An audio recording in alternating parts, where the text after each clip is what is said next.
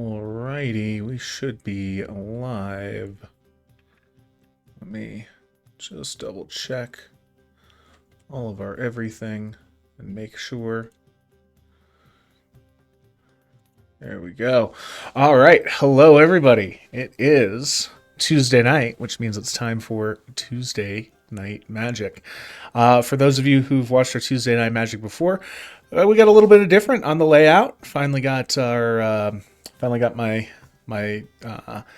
camera, my face cam set up, so it's gonna be pretty good. Should be a good time. We've got some members in the Air Force Gaming Discord that are, of course, going to be joining us here shortly. A couple of members getting ready. But yeah, we got the new layout stuff set up. Got the face cam set up. Got a little bit more info going on in the accoutrement of the stream setup. I also got my new soundproof panels up, so it's a little nicer in here, hopefully for the audio. So yeah, things are coming together. But so we've got while we're waiting, we got a couple of things that we can talk about. What do we got big coming up? So we have a couple of things for news wise. Also, remember to hydrate, chat.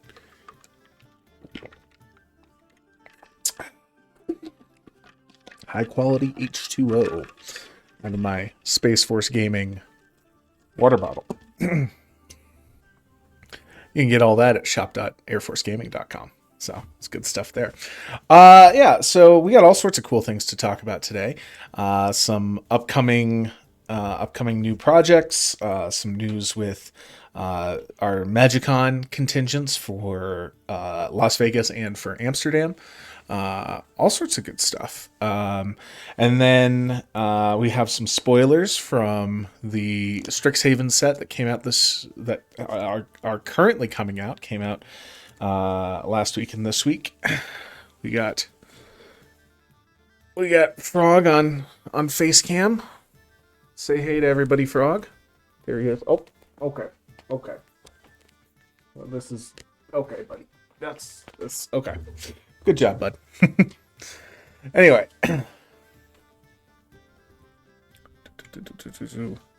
Kika's in the chat saying, have a great stream, bud. Awesome.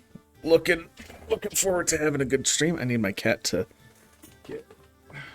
scooch out of the way and stop messing with my microphone cable. There we go. And the camera, of course. Awesome. Thank you, buddy. Good job. Oh my goodness. You are a menace today, bud. Get out of here. Oh, good Lord. Of course, the first time we're doing face cam is the first time he decides to be an absolute menace on here. It's crazy.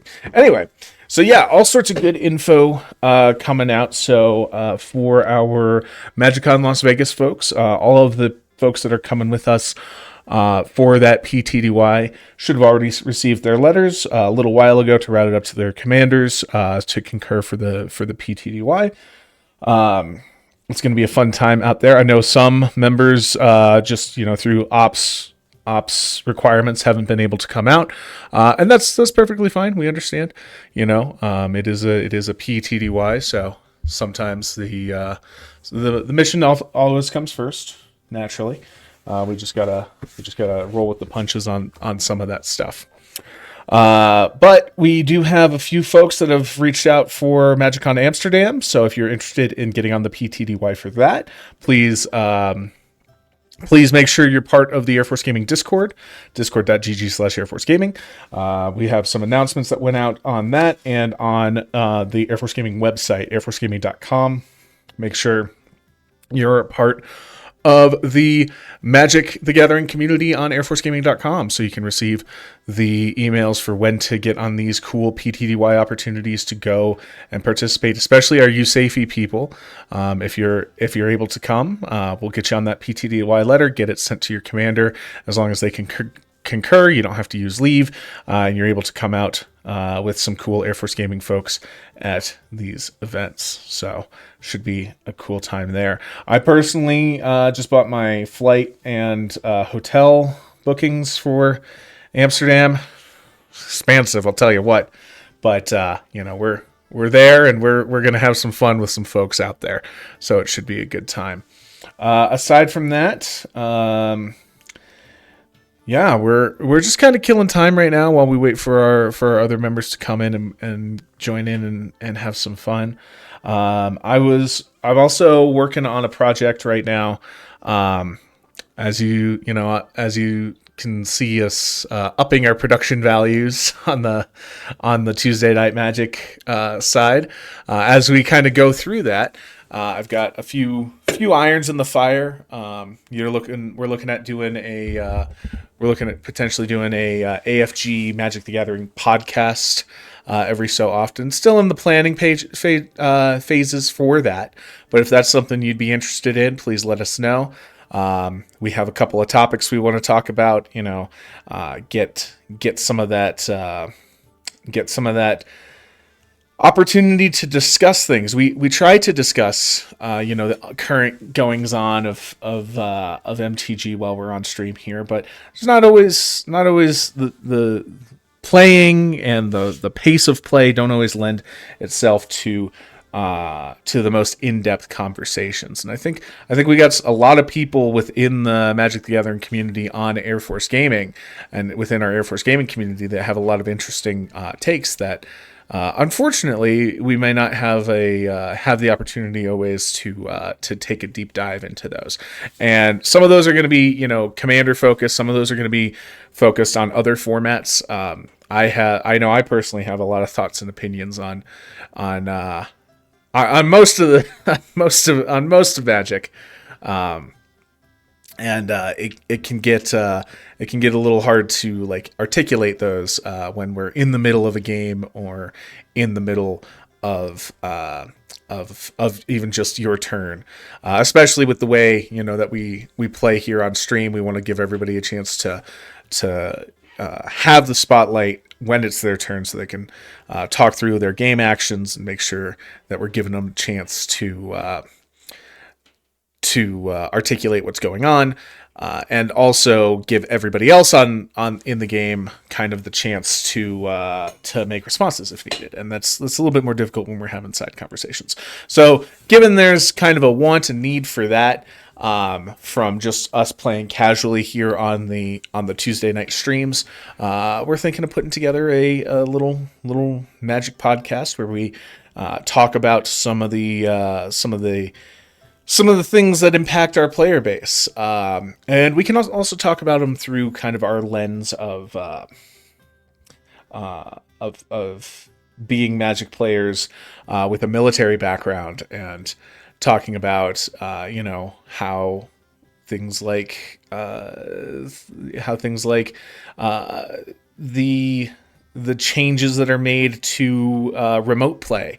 We've switched to using Convoke for our Tuesday Night Magic because it's honestly just a better service than we've been able to get out of Spell Table. Spell Table's fine, but it's very bare bones basic, and Convoke has a lot of additional things that allow us to it pairs with Playgroup, so it allows us to track our decks and track our standings amongst each other in our group, which is fantastic.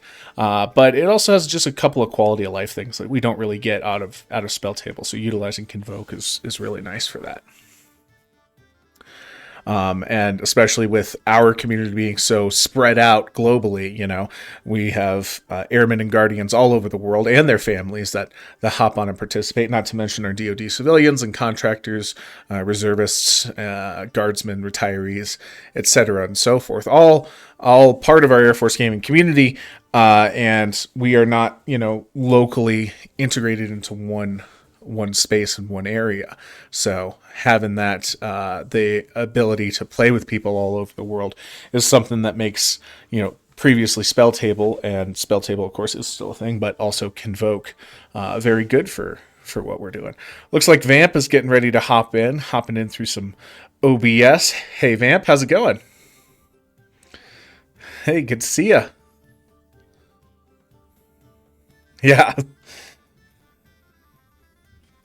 it's pretty much nonstop right now. I'll tell you what. Tell you what. How you doing, my man?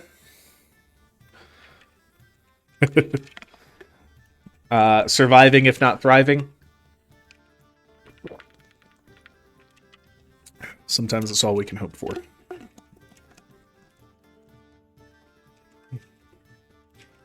I was thinking we're doing some commander to get the game started. But if you've got a tiny leaders deck, I can swap out to tiny leaders real quick.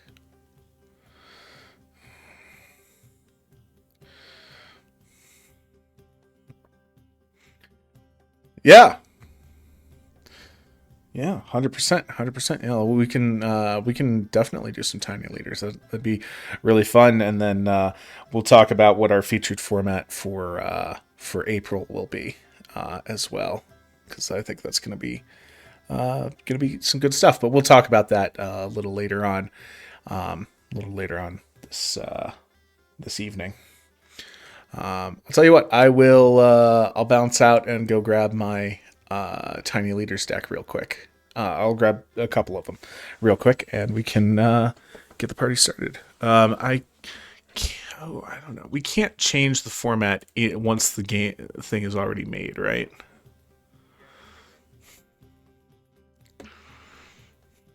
Okay.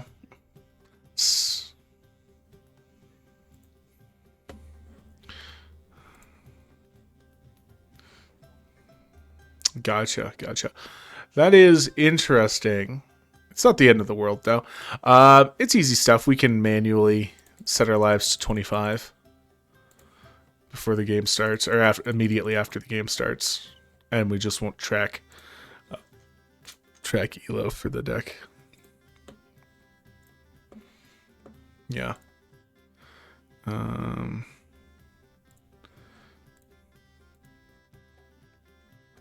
There. Yeah. There we go. All right, let me go grab my tiny leaders decks real quick, and I will be right back.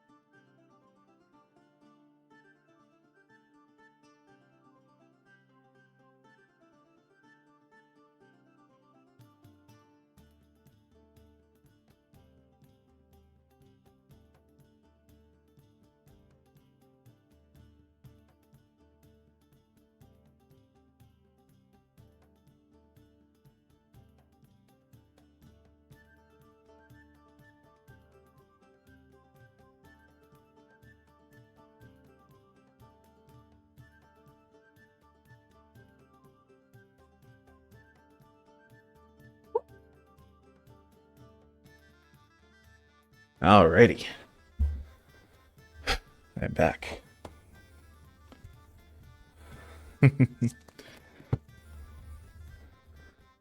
Yeah. And got the boom mic a little while ago, or the mount arm for the mic, I should say, and got the new webcam in for the face cam. So I figured I'd try that out and see if that helps us at all. And I've got my soundproof panels up on the wall and all over the place, and little lighting apparatus set up as well. So we're trying. We're seeing what we can do, what we can make happen.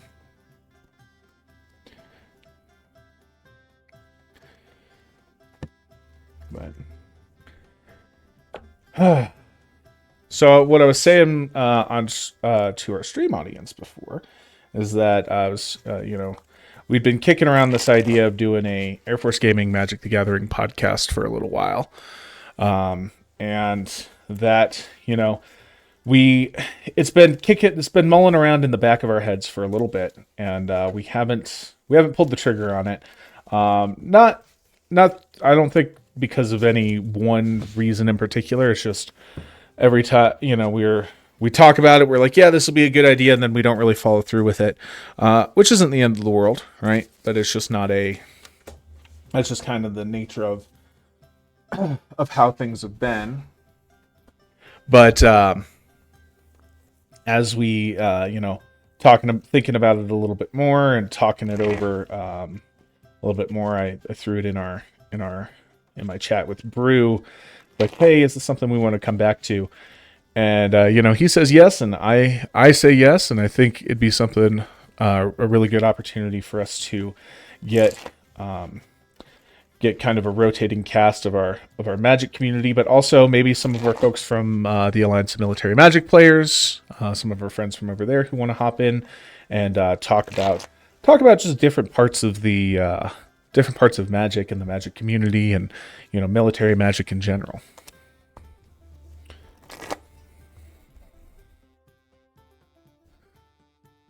Yes.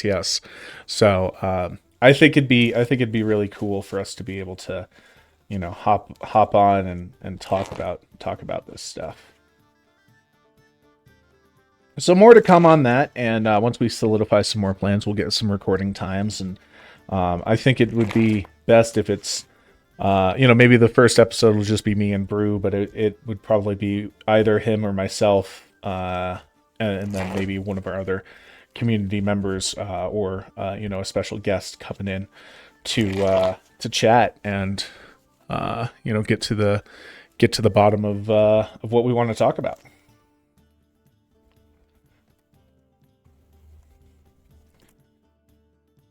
Yeah. We had a member reach out about that, so we'll see what happens.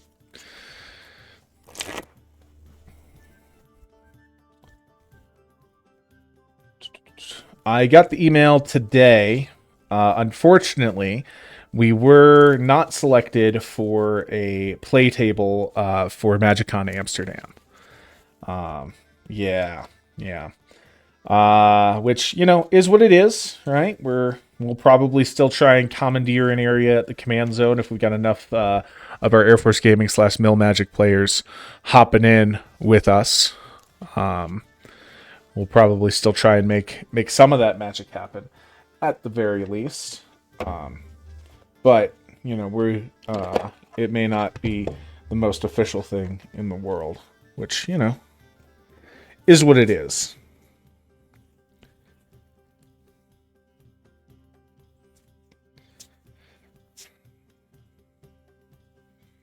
Yes. Getting a little, doing a little bit of creative problem solving on that front, which we can certainly do.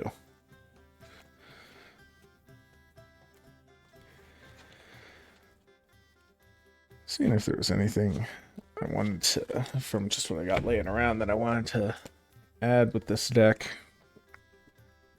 No, there's a couple of things that it's needing to kind of close the top end off.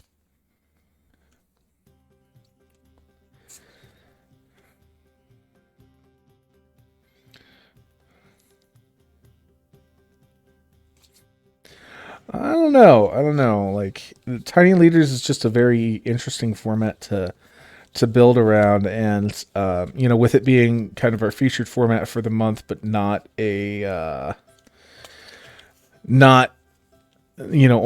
only kind of featuring it for the month. I didn't do a ton of like crazy deck building outside the stuff that I had laying around. So like, I don't know. We'll see what happens.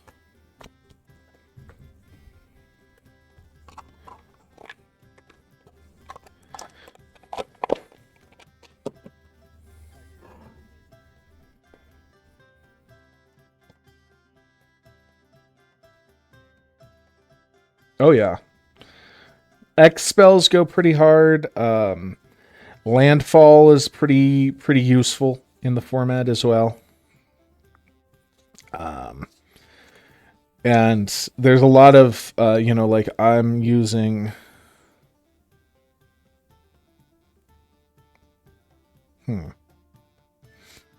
Yeah. I'm using like I have two decks that are fully up and running right now, and that's elves and goblins, both of which are pretty pretty well supported at lower mana levels.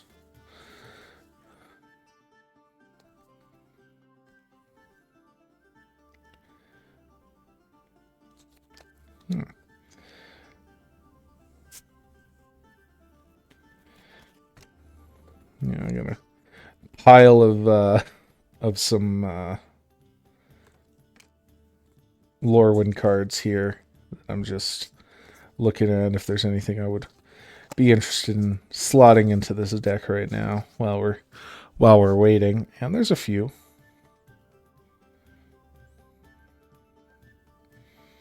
Oh, nice. How was there anything? What was your secret or like your bonus cards? Oh, really? Okay. Not for the interesting. Usually there's a bonus card, but huh. Well, that's weird.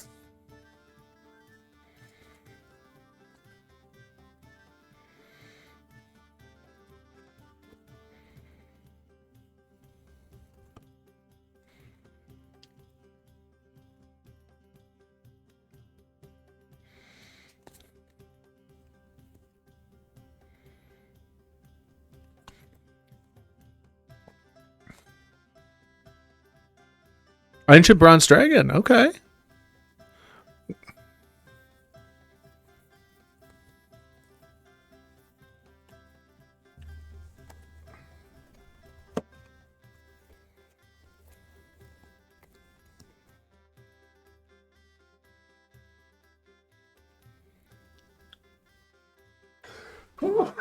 Pardon.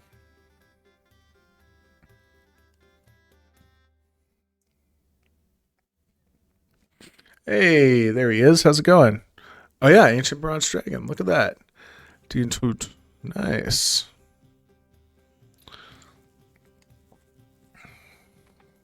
Easy stuff.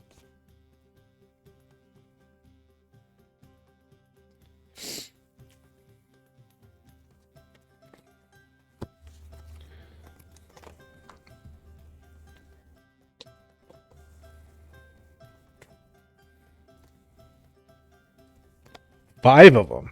Wow. That's crazy. EJ, who we've played with on here before, he picked up some of the Dan secret layers. He got two of them.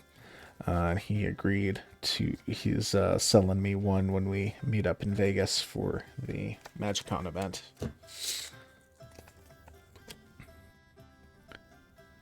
Which I am looking forward to.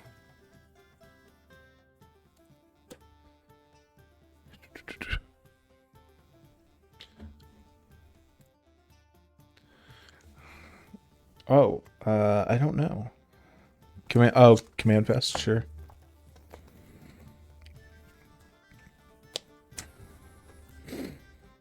That one's in November. Yes, it is November 15 through 17, I think. Uh,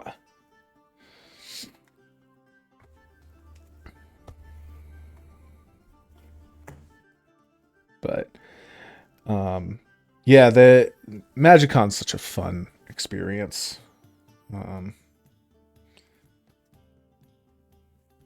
And let's do that.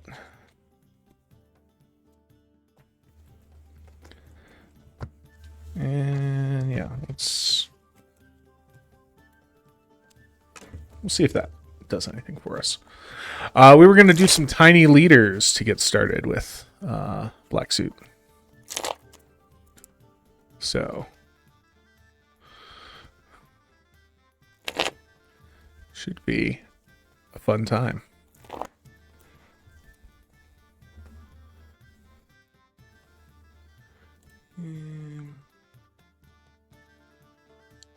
What I'll do is I'll wait for you to set your deck, and then we'll or set your commander, and then we'll I'll do the randomize and start, and then we'll each lower ourselves down to 25, and that should be good to get it. Yeah. Makes it easier. That's totally the justification, and not I didn't set up a tiny leaders lobby, which happens. Yeah, you know. What we try. We aim to please here.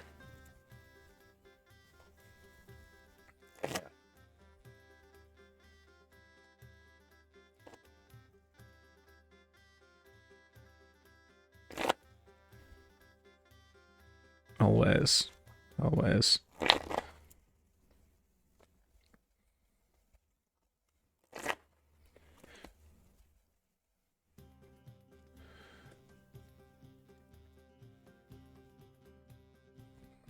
Yeah.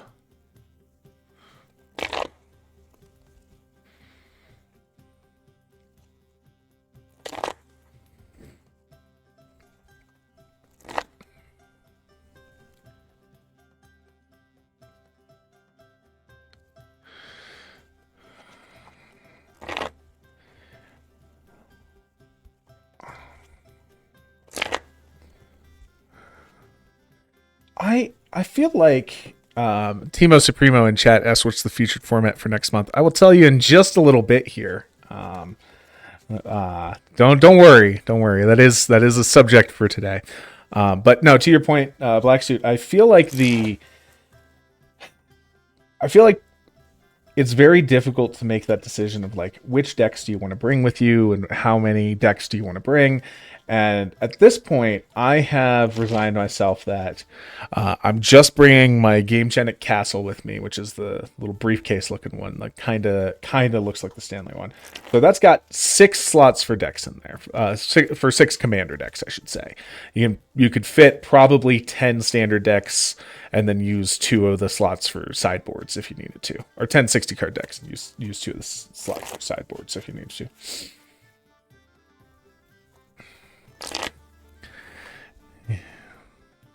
Yeah. I feel like so often I end up going to Commander Night, right? At the LGS, right? You know, Wednesday nights are Commander Night. And I would bring like 12 decks with me, and I'd play the same 3 decks week after week after week after week. And I'm like, why am I bringing 12 to 15 decks with me if I'm only going to use 3 of these decks? So at that point, I'm just like, I'm going to select 6 decks with me. And Wednesday, when I get home from work, I'm going to look through all the decks I want, and I'm going to slot them in. And these are the decks I have. And if someone wants to play something that doesn't fit those decks, all right, well, I'll go to a different table, or I'll play something else. And I usually bring, you know, 1 deck of kind of each of the brackets, 1 through 4. And then I have 2 slots set aside for 2 non-commander formats, whether that is PDH. What? We're on stream. Yeah. We are live on stream. Yeah. No. 1 for each of the brackets, and then I have 2 non-commander slots. So that's either Oathbreaker or PDH or Tiny Leaders, or recently 2 Yu-Gi-Oh decks, because I've got some friends that want to play Yu-Gi-Oh. So we've been doing some Yu-Gi-Oh on like between games at the Commander Night, or if you know we're waiting for another person to come in, right? And or sometimes a Dan deck, right? So we got a Dan deck, but that's also nice to have. So like something to have on hand that is not commander in case you've got someone else who wants to play things, right? And it's very easy, just grab and go. I come home, I make the little decision, I close everything up, and I just grab it and go.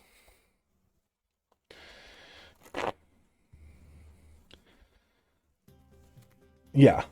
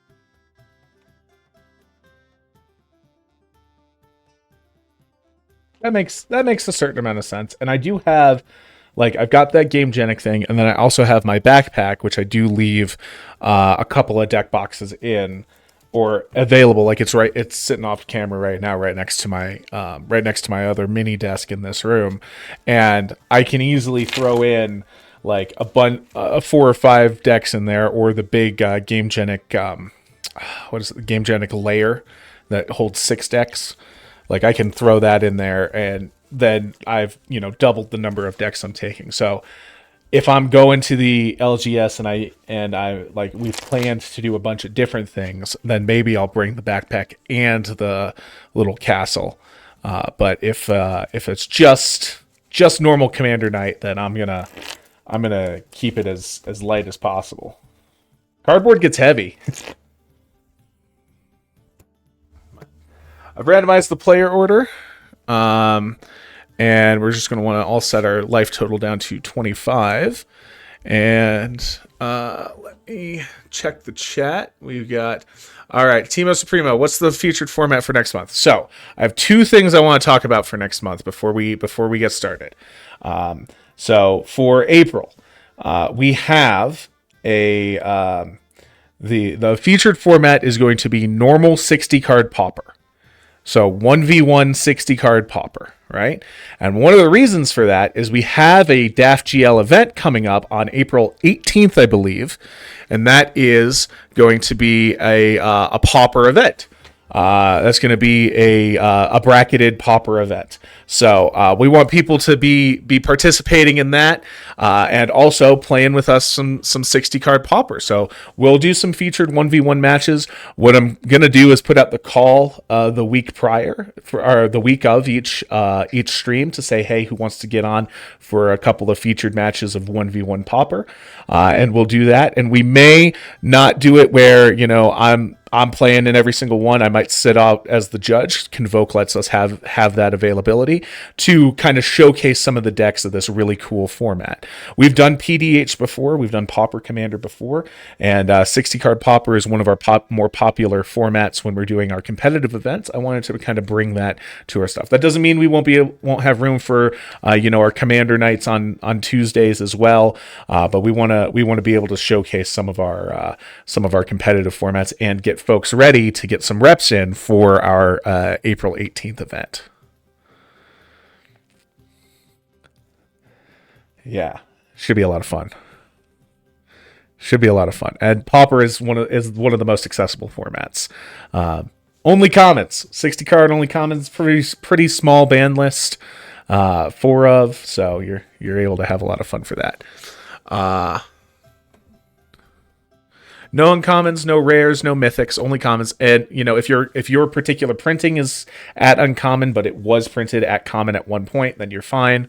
And then there are a few cards that are banned in there. But we'll link to the full rules of the format when we make the announcement after the stream tonight, and put it in the Discord. So that's pretty good. Timo Supremo in the chat also says, you all playing any of the competitive side events at MagicCon? I know I am. I'm going to be playing in the Pro Tour qualifier on Friday at MagicCon Vegas. And then we've got a couple of our AFG members doing a box build, doing the Team Trios box build on Saturday. I'm doing an unknown event, and then I'm going to do a pauper event on Sunday because while I'm doing the Pro Tour qualifier on Friday, I don't have any confidence in my abilities to make it to day 2 or 3. So I booked some ticketed events for Saturday and Sunday. Let's see. Yeah, should be good. Timo Supremo in the chat also says Flesh and Blood is sick. I've been meaning to pick up a Flesh and Blood deck. And Vamp also says he's been meaning to pick up a Flesh and Blood deck.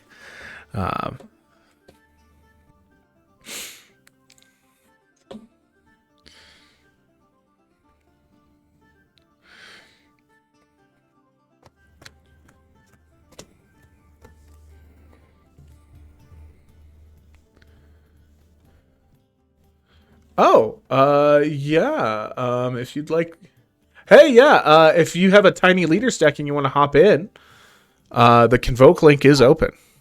I'm in the Convoke link. It says the game's already started. Okay. Hold on. We'll do this. I don't have a Tiny Leaders deck. I could probably grab one, or if somebody can drop me a deck list, I could probably pull one up virtually. If you guys Gotcha. Let me. How do we? Sure. I don't know why we have to vote for a winner if we just want to end the game. All right, go ahead and try and hop in. I'm in.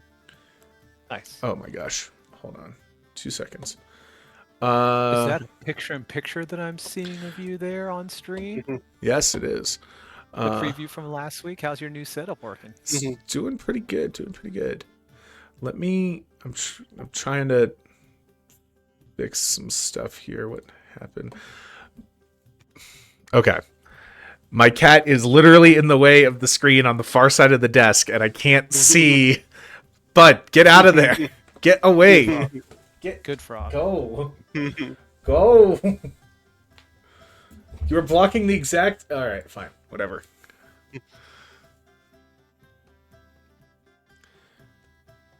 So, what is Tiny Leaders? Tiny Leaders is a. Hold on. There we go. Sorry. Tiny Leaders is a singleton format. It is 50 card deck, and everything in your deck has to be CMC 3 or less. Oh. And it is a singleton format. Singleton. It's almost like Little Commander. Yes. Right. I'm looking for a deck list now. Okay. Do you have like OBS set up to be able to do Moxfield? Yeah, I can pull up any virtual deck. Okay. If Perfect. anybody has a list, I can pull it fast. Perfect. All right. You can just pick a commander that you think is interesting and do the Moxfield, filter by Tiny Leaders as the deck type, and then your commander in there, and then you'll see what people have loaded up. I think I'm getting an echo from someone on somewhere. Not I. I have muted myself inside the Convoke chat. Interesting. I think I am too, but let me check. I show you as having just dropped out. Oh, what? Weird. Yep. I'm getting like. Hold on.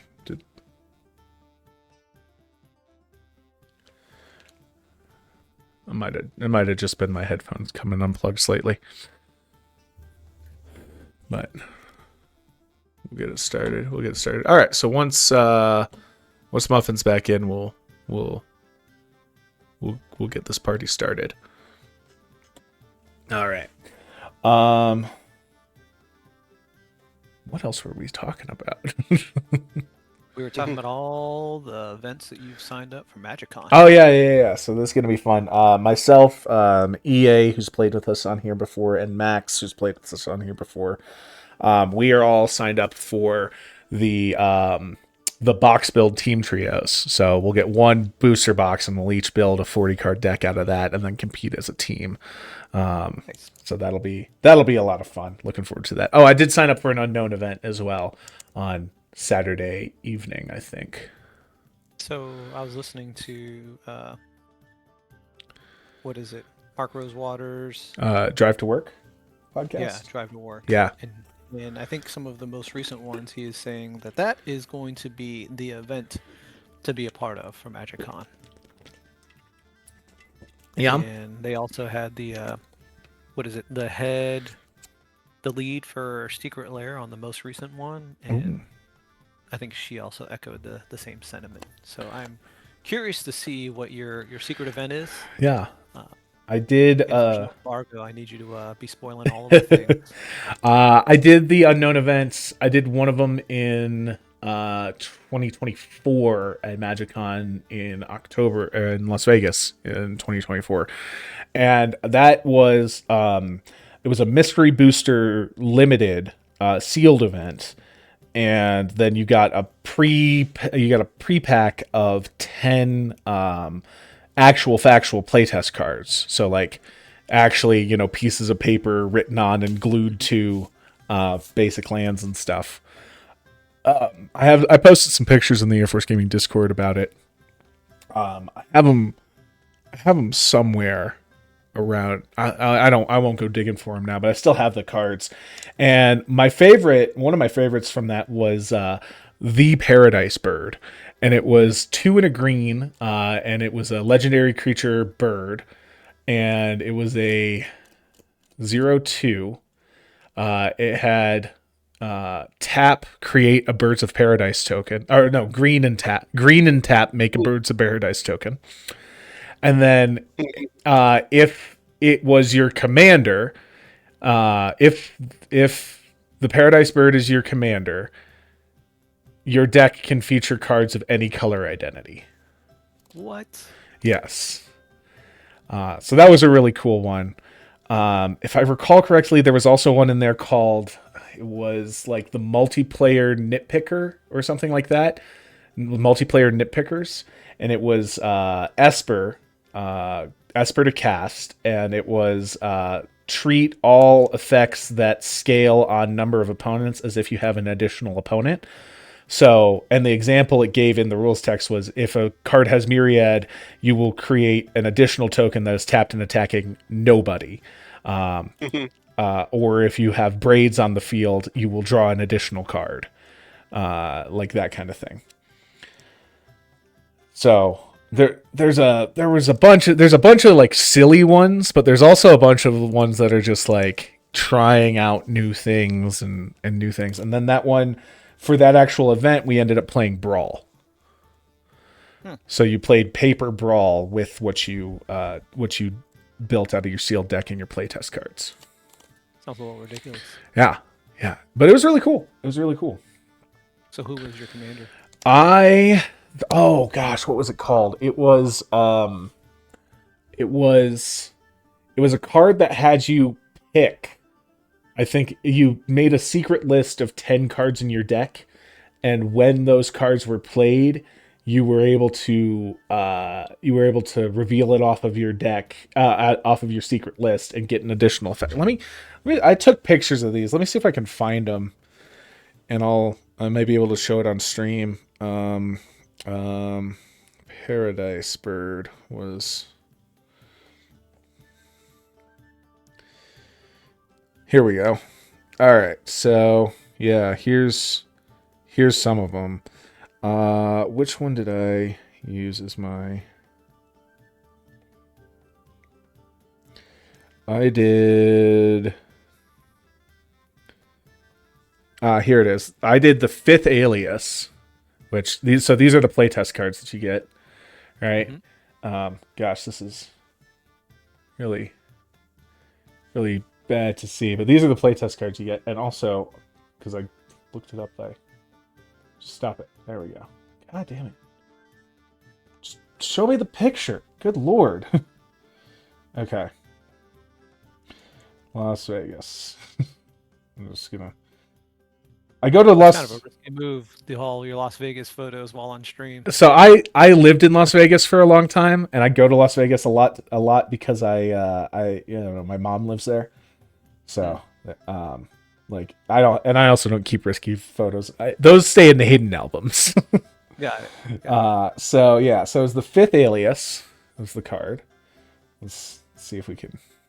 Yeah, if that shows up on stream at all. Anyway, it says before the game begins, if the fifth alias is your commander or in your deck, secretly make a list of 5 non-land cards in your deck. As you draw a card on your list, you may reveal it, show it was on the list, and exclaim its name. If you do, cast it without paying its mana cost. Oh, that's kind of cool. Yeah. Okay. I have a deck. I have it open in Mox Field. I tried to rejoin the game, and I'm just getting a black screen on my section. I'm supposed to be here. But I don't know. Interesting. Maybe the game. The game hasn't started.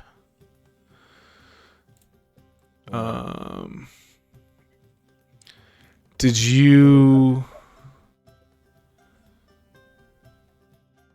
Huh. Okay, so I'm clicking join room, not join a spectator. I've got my camera set. Yep, and then choose a winner for last game. Don't have to do that. Just choose somebody. Yeah. Okay.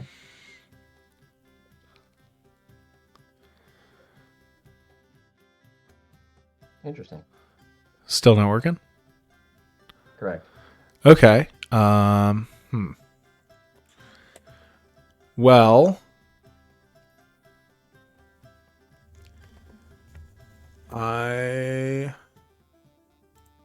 game settings.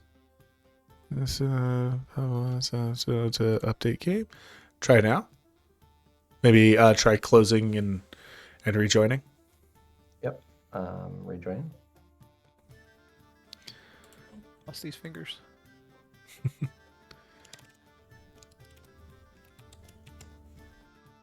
Well, now I'm not even seeing. Oh, there you guys loaded in, but not me.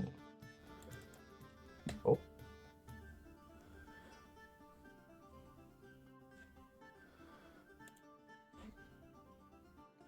No, I'm not in.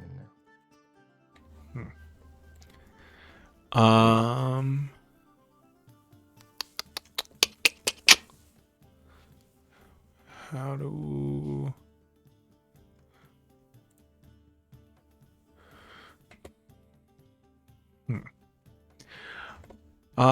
Well... All right. So what we'll do is we'll do a 3-player game to start with, and then when we move on to the next game, I'll ping you and I'll make a new room because we'll make it as just a normal commander game for the next game.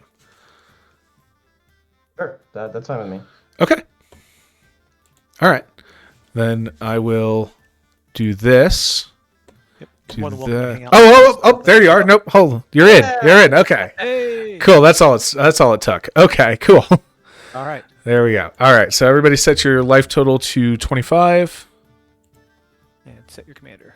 Come on. There we go. And set your commander, and we should be good to get the party started. And then, yeah, we'll just resolve our mulligans and go from there. Welcome to who's your commander? His is Smeagol helpful guide. There we go. There we go.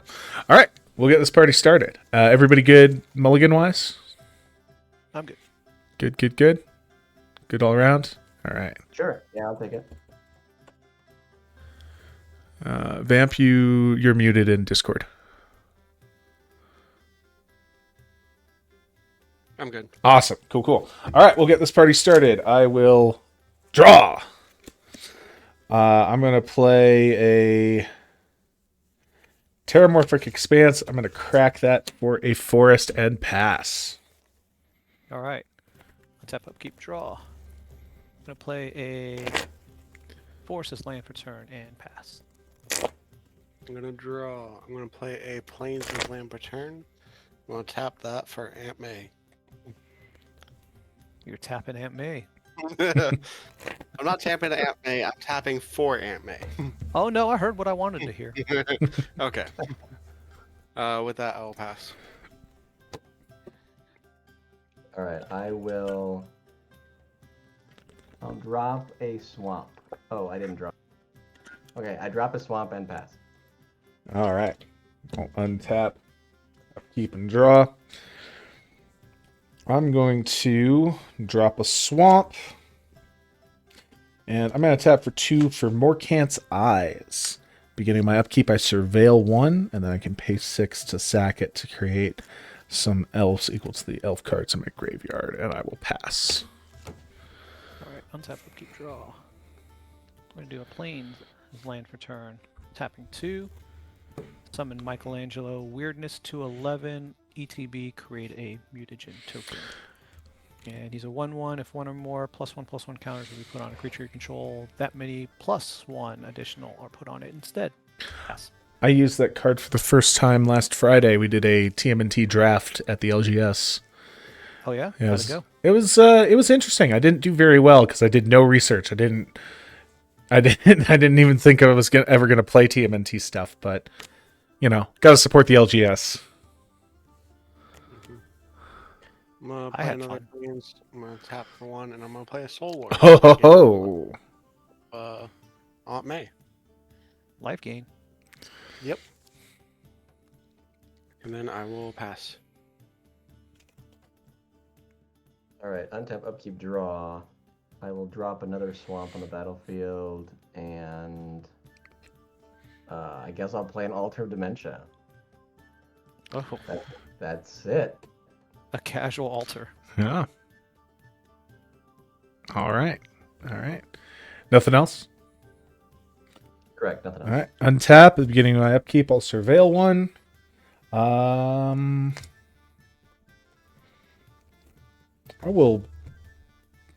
bin this swamp. I don't need it. I'll draw for turn. I will drop a swamp as land for turn. And I'm going to tap for 3, and I will bring out Tristan, Callous Cultivator. When it enters or transforms, I mill 3 cards. 1, a 2, a 3, and then if there's an elf card, there is the Findhorn Elves in my graveyard. I gain 2 life. And then I will pass the turn. Alright. Untap. Upkeep and draw. We are going to play this Gavany Township as land for turn. We'll tap this white and a colorless to summon a Luminarch Aspirant. And then we're going to shift into combat. At the beginning of combat of your turn, put a +1 counter on a creature you control.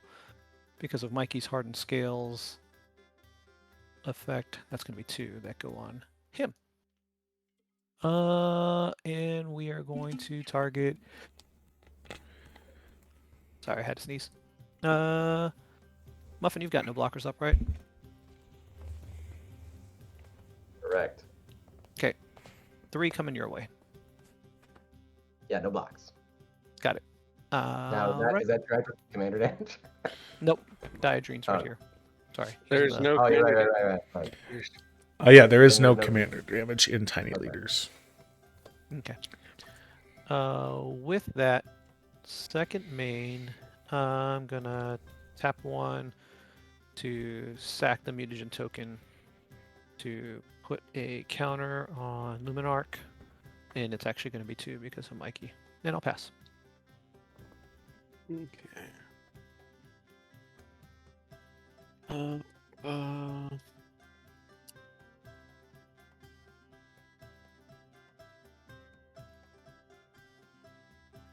just gonna tap 2, and I'm gonna play a Senu Keeneyed Protector.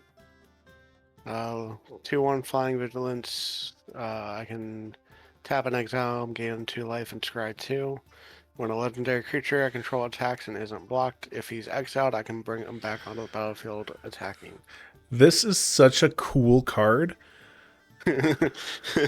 Like, I have a friend who plays it in a couple of decks in just normal Commander, and it's such a cool concept for a card. Mm-hmm. Keanu Reeves bird. All right.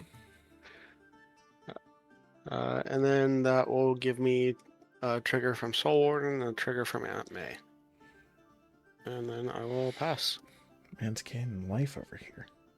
Untap, upkeep, and draw.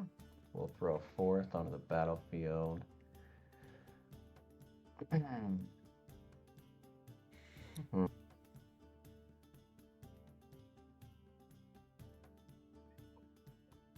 All right. I will just tap for 3 and play my commander, Smeagol Helpful Guide. He's a 4/2 halfling horror. At the beginning of my end step, if a creature died under my control this turn, the ring tempts me. Whenever the ring tempts me, target opponent reveals cards until they get a land. Put the land on my battlefield and the rest in their graveyard. That's going to be my turn. All right. Untap, upkeep. I will surveil one. I'll leave that on top. And draw for turn. Beginning of my pre-combat main, I can pay a black. I will pay a black to transform Tristan.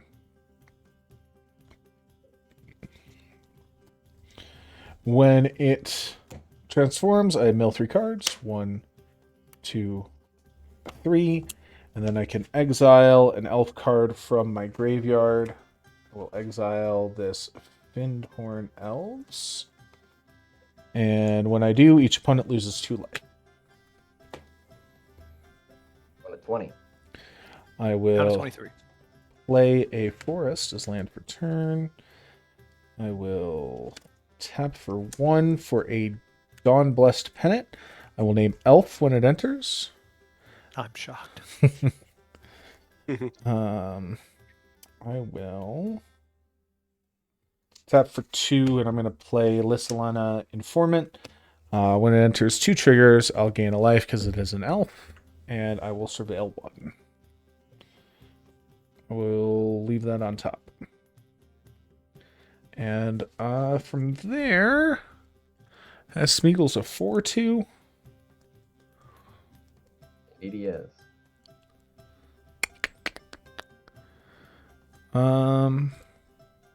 You know what? I'm going to risk it. I'm going to go to combat. I'm swinging Tristan headed at Vamp. He's a 3/4 with Death Touch. I'll take the 3. All right. And from there, I will pass the turn. Right. Untap. Upkeep. Draw. Okay. We're going to play this Karn's Bastion as land for turn. And we're going to tap for a green and 2. Actually, I'm going to tap this way. We're going to summon Kodama of the West Tree. It has reach, and modified creatures you control have trample. That Whenever is a modified creature you control deals combat damage to a player, search your library for a basic land card, put it on the battlefield tapped, then shuffle. 3 mana, isn't it? It is 3 mana. It's crazy. Shift into combat. Luminarch Aspirant trigger. Gonna put a +1 on Mikey. That's gonna be 2 +1s. So he's gonna be at +4. So he's a 5/5 with trample. And then how big is Lissalana 3/1? It is a 3/1. Yeah, we won't do that. Okay. You know what, Swifty, you've got the biggest health. So I'm gonna swing Michelangelo. He's a 5/5 with trample at you. 3/1 wouldn't be. Yeah, I'll take the 5. Okay. Dealt combat damage to you, so Kodama trigger. I'm gonna search for a basic land. I'm gonna Yep. search for, what should I look for? I should probably look for a forced. Okay, forced. And then I'm going to go ahead and do nothing on second main. And I'll go ahead and pass and shuffle.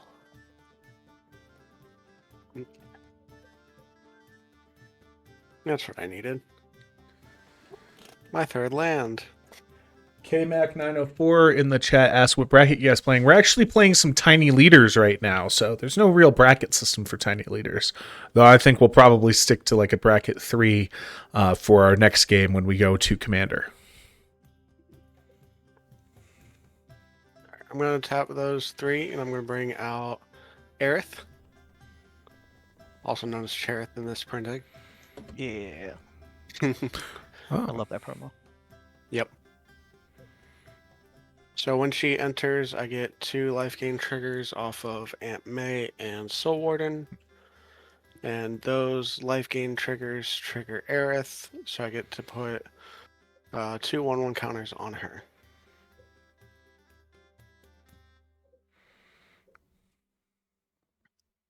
That's pretty cool. I Mhm. feel like life is going to become a problem in this format.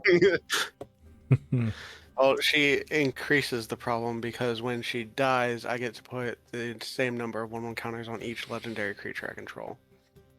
Yeah. Crazy. All right, I'm going to move to combat. I'm going to swing Senu. I'm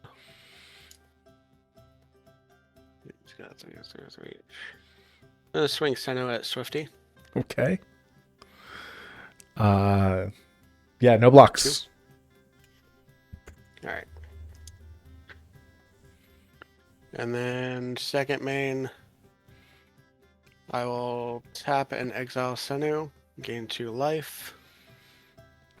Scry 2.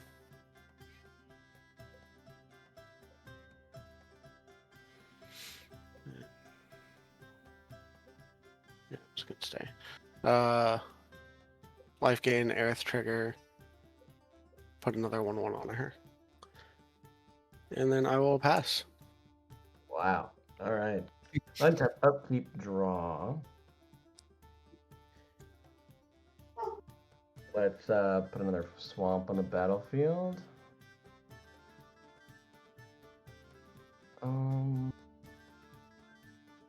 Sure. I'm gonna tap for 3. Keep up this swamp. I'm gonna play Nazgul. It's a 1/2 Wraith Knight with Death Touch. When it enters the battlefield, the ring tempts me. Whenever the ring tempts me, put a counter on each Wraith I control. Then I can have up to 9 of them in my deck. So let me create my ring tempts me token. And I'll put a counter on it just to signify I'm on stage 1.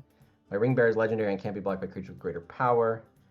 I'll put it on Smeagol. Smeagol is my ring bearer. Cool. And then you have a trigger for... Yep. I have a Smeagol trigger. Whenever the ring tempts me, target opponent reveals cards from the top of their library until I get a land. Put the land on my battlefield and the rest into their graveyard. Useful lands probably would be from Swifty, but Swifty likes his graveyard. So let's do Lotus for reveal cards until you hit a land. All Okay. non-lands go to the graveyard. Oh, Beiju. Boseiju, that's the land. all right. So we'll get a Beiju, and that Correct. Beiju is on my battlefield. Okay, so I'm just going to have him exiled over here then. BOS. BOS. Oops. BOSEIJU. EIJU. Beautiful. Beseiju who endures. Perfect. I don't believe it even says tapped. It just says put. Oh, it does say tapped. Okay, cool. All right, I have a Beseiju on my battlefield now, and I could attack somebody. Your Nazgul also gets a +1/+1 counter. Yeah. You get 2/3 now.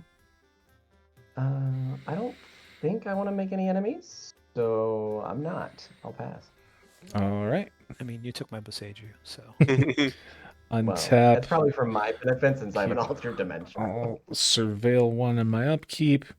I already knew this was here. Does anything change? I'll leave it on top. I'll leave it on top. No. I'll bin it. It's going to the yard. It's a Elvish Mystic. I'll draw for turn. Cool. Beginning of my pre-combat main, I'm gonna tap for a green to transform Tristan. He's gonna transform. I'll mill 3 cards. 1, 2, 3. If there's an elf card in my graveyard, there are several. I will gain 2 life. There we go. And will we lose 2? Nope, that's on the flip side. Got it. Catch you on the flip side. Yep. And I'm going to tap for 3 mana, and I'm going to cast Morkant's Loyalist. Other elves I control get +1/+1. And when it dies, I get to return an elf card in my graveyard to my hand. When it enters, I will gain 1 because it is an elf. Let's go to combat. I'm going to swing Lysilena Informant headed at Muffin. And I'm going to swing Tristan headed at... How big is that Luminarch aspirant right now? 3/3. A 3/3. I'm going to swing Tristan headed at you, Black Suit. So, Muffin, you have a 4/2 coming at you. And Black Suit, you have a 4/5 with Death Touch coming at you. I take the 4. Okay. I'll block with my 2/3 Death Toucher. Cool. They will trade. And when this dies, I surveil 1. I'm going to leave that on top. Will I? It's actually a really tough call. I'll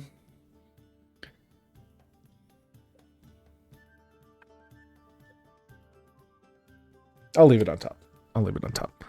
And then from there, I will pass the turn. Okay. Untap. Upkeep. Draw. KMac904 in the chat says Lord of the Rings is his favorite set. And he's excited for The Hobbit. I just bought the Sauron Host of Mordor's precon a week and a half ago. Nice. I've not sleeved it yet. It's a pretty good played precon. Forces land for turn. My local Discord just put up a collector booster for sale. Nice. All right, we're gonna tap for 1, 2, and 3. To bring out a Sword of Truth and Justice. An S word. Yep. And I'll tap 2 to equip it to Michelangelo. So he's now a 7/7. He has protection from white and blue. Useful against one of the players on this table. Yeah. I think this next part is not going to be it's not going to be a surprise. Okay. Let's see here. Morkant's Loyalist is a 3/2. Morkant's Loyalist is a 3/2, yes. No other keywords, no death touch or anything. When it dies, I get to return elf card from my graveyard to my hand. You got a Lysilena, and then what else do you have in your yard? Oh, I got a lot. I got a Lysilana's Informant. I got a Reclamation Sage. I got an Elvish Mystic. I've got a Formidable Speaker. A Vinebred Brawler. Yeah, that's it. I don't want that Elvish Mystic to come out. Elvish Mystic? Let's just tap out a green. Oh, wait, sorry. Is it Reclamation Stage? Which is the one? Rex Sage is the one you don't want. Yeah. That will blow up my sword. Yes. My S word. Yes. Okay. I was about to say, I've never seen anybody quaking in their boots over an Elvish Mystic. I mean, the night is young. That 1 mana, yeah. All right. So, and then Smeagol has no death touch. Correct. Okay. That's a 4/2. All right. Shift into combat. Luminarch Aspirant trigger. I'm going to put a +1 on the old Kodama, which is going to be 2. We're going to go ahead and declare attackers. I'm going to have Michelangelo coming towards Vamp. And I'm going to have Kodama coming towards Muffin. None of my creatures can block because of your protection from white. What is Kodama's power and toughness? 5/5. It's got reach, and because of its modified, it's got trample too. Yeah, I will not block 5/5. Okay. Not a 15. So Vamp, you will take 7, Okay. and then on connect with the Sword of Truth and Justice, I'll put a +1, which is actually 2 of them, on Luminarch Aspirant, and then I'll proliferate, bringing them all up to this. Actually, proliferate is going to be 2, so that's going to be 6. That's going to be 6, and this is going to be 4. Well, Cool. I'd like Michelangelo to cease to be. Yes. And then because of the 2 successful connects, 2 Kodama triggers, I get to look for 2 basics and put them in tapped. We'll go planes, and we'll just go planes again. And we're shuffling, and I will pass. All How many lands does a tiny leaders deck usually have? Like 15 to 19, I think is the traditional rule of thumb. So Lotus might only have like 6 left. Good to know. I have no idea how many I have left, to be honest. It's I'm well, sorry, my deck is about that, so that's the only reason I'm asking. well, it's interesting because we're like, we're looking at, when you look at deck building philosophy for number of lands in a limited deck, typically you're looking at like 17 lands. That's the rule of thumb. Heck, that's the name of the website, right? But and then in a 60 card deck, you might be looking upwards of, up to like 22, 23, maybe, right? Depending on the deck that you're running. But everything is lower mana value in this format. Everything is, the deck curve for casting tops out at 3. So like it's a really interesting spin on the actual deck building process. Yeah. All right, It so also cool, which I like. I'm tapping 2, playing Leonardo Cutting Edge. When he enters, I get Ant-Man and Soul Warden triggers. So I gain 2 life. That'll trigger both Aerith and Leonardo because he also gets 1 counters on life gain.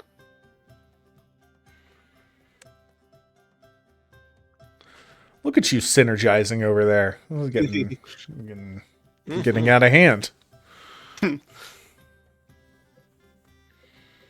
Let's see. Oh. I just realized there's probably like next to no board wipes in this format. There's not a ton available, right? So like Psych Rift is available because the cost of the card is 1 in a blue, but the overload cost you can still pay, right? And X cost cards are still allowed. That's true. Earthquakes in the Yeah. Yep. Hurricane would still be in. I think Farewell was banned. Well, Farewell's a 4 CMC anyway. Yeah. Yeah. Yeah. I don't know my Let's card. There's the oh gosh, there's a few cards like what are they? They're the ones that sweep all your opponent's attacking creatures up. There's a couple of them that are like 2 and a white that do that. Oh yeah. All target players attacking. Settle the Wreckage is 2 and 2 white, but there's one that's 2 and a white that does something similar. Yeah. I know which one. Lotus, how big is your creature up there? 7/7. 7/7? The tapped one, right? Yeah. No, the No, untapped. Oh, the untapped untapped Luminarch Aspirant. one? Dang. But you also look at the format just because everything, like the deck is so small. Like, do I include a sweeper? Right? I don't know, I only have 50 card slots. Maybe I don't include a sweeper. I'm gonna move to combat. I'm gonna swing Aerith at Swifty. Oh. How big is Aerith right now? 7/7? 7/7. No trample? Nope, just lifelink. Okay. I will block with Morkant's Loyalists. That's gains of life. When Morkant's Loyalist dies, I return an elf card from my graveyard to my hand. Rex Age. I actually don't know if I want Rex Sage right now. I think I'm going to grab this Formidable Speaker to my hand. Oh, that's a good one. And with that, I will go ahead and pass. All right. Untap, upkeep, draw. Oh, interesting. Does that do anything in this? Oh, it sort of does. Interesting. Not much though. Okay. Let's start with a swamp, and then think long and hard about what I want to do here.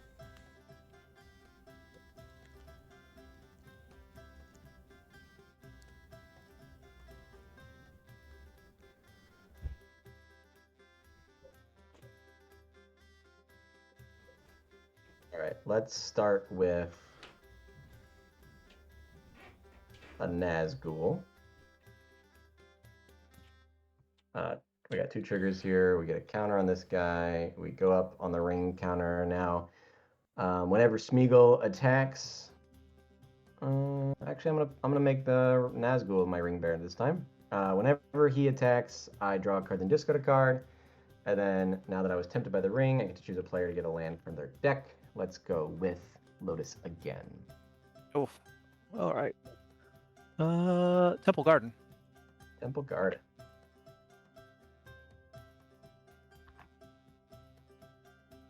Temple. Temple. From Temple. I now have Temple Garden. I'm not gonna pay life because it's. I guess I could pay life to make it enter untapped. No, even though it'll still enter No. tapped. Yeah, that's fine. Second. You comment- can still pay the life. It'll still enter tapped. Feel free to Second spend card. life. What a power move, really. Flex all over him. Actually, I mean, he's playing my lands. Go ahead and pay his own life. I think I'm just gonna play this because it helps me and slows the game down a little bit for the life game player. I'm gonna play the black for it.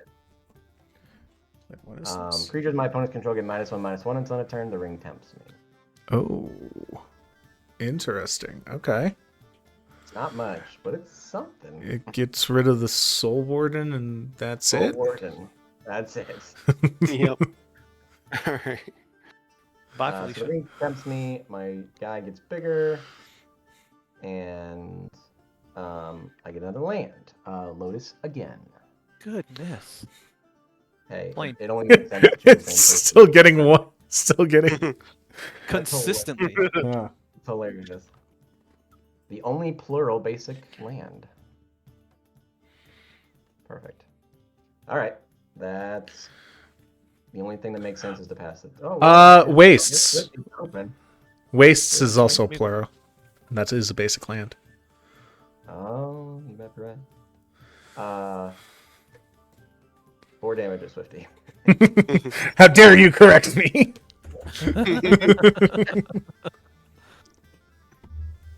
That is all.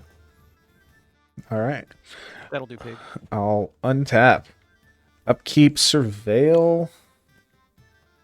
Oh yeah, I already knew this was on top. I'll draw. Oh my gosh, what the heck is Rifle doing right now? It looks like a 90s website. It's April Fool's Day. I guess that is tomorrow, isn't it? I will pay. Ooh, do I want to right now? See if anyone does a Deadpool secret Oh, lair wait. tomorrow. Is plural. Wow. Yeah, I will pay a black. Actually, yeah, I'm gonna pay a black and transform Tristan. I'll mill 3 cards. 1, 2, 3. Cool. And then I will exile an Elvish Mystic from my graveyard. You will each lose 2 life. 13. Okay. I'm going to tap for 3 to play a Formidable Speaker. When it enters, I may discard a card. I'm going to discard this Creekwood Safe Right. And when I do, I may search my library for a creature card, reveal it, put it into my hand, then shuffle. We're going to find A Crater Hoof Behemoth. I just took a Sharpie and scribbled out the The CMC. Yep. Did I? Hold on. I just need to double check something. Did I accidentally? Okay, I didn't. All right, cool. I thought I had accidentally put 2 of the same card in here, and I was just like, I thought I saw that when I thought I milled it earlier, but I did not. Okay, we're gonna find ourselves a 3-drop? no. Oh. It might What be could it might be a 2-drop. It might be an X drop. You never know. X gonna give it to you.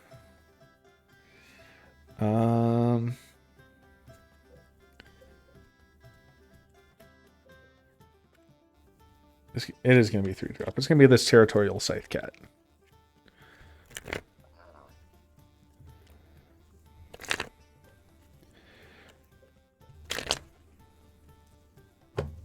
Only slightly better than Saz's Chocobo. And also when that enters, I gain a life from my Dawn Plus Pennant. Boo. I will pass the turn. Oh, okay. Untap.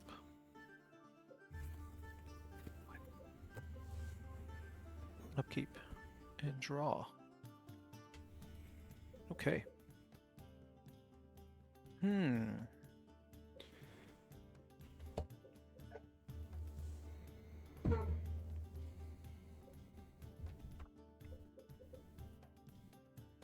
Set that over there. Actually, I'm going to need one of those.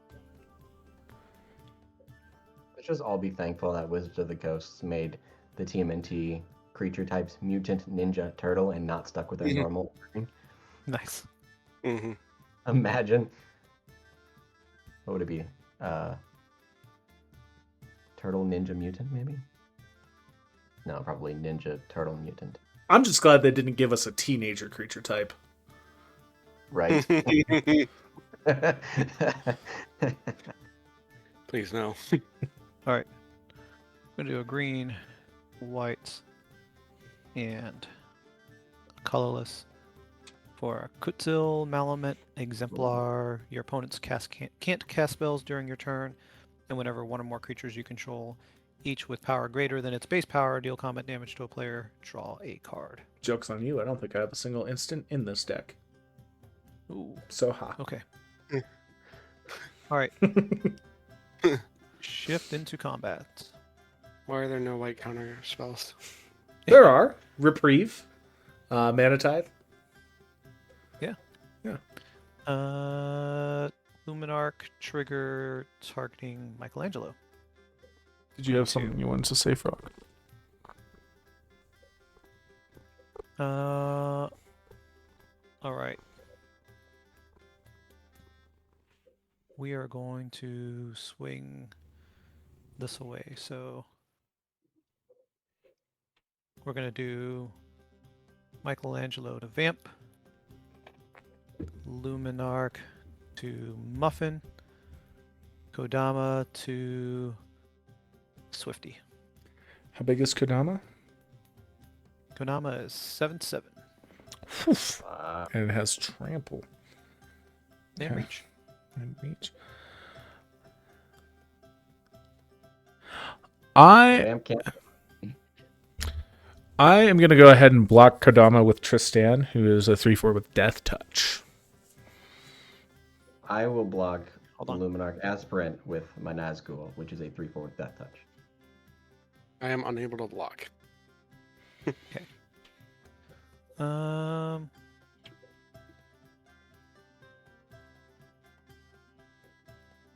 In response to blockers declared, Ooh.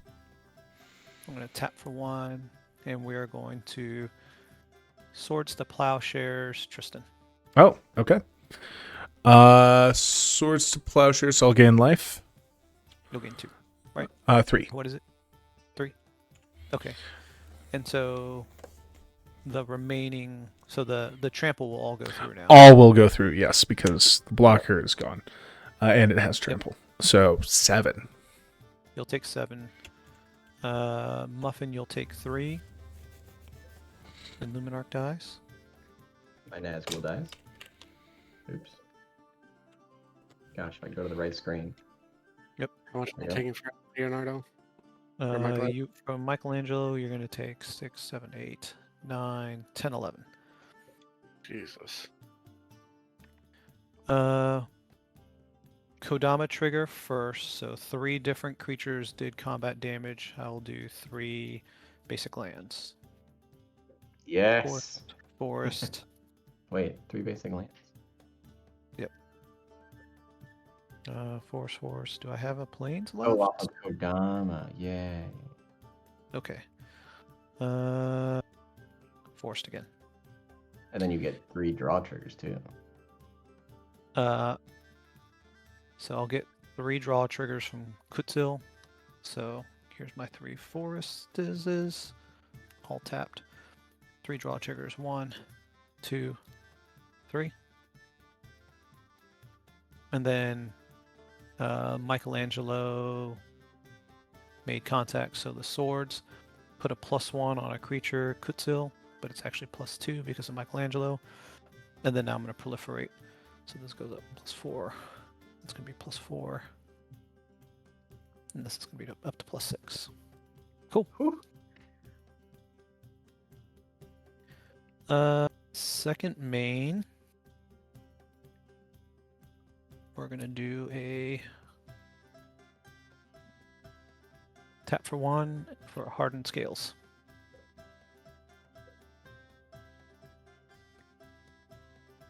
And that'll be it. I'll pass. What a turn. Mm-hmm. Hmm.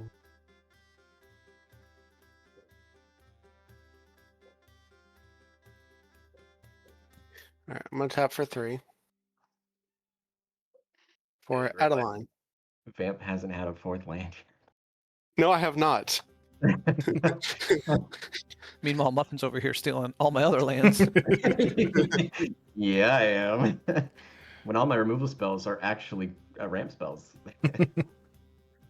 All right, so I played Adeline, Aunt May trigger. I will gain life, and Aerith and Leonardo will each get 1/1s.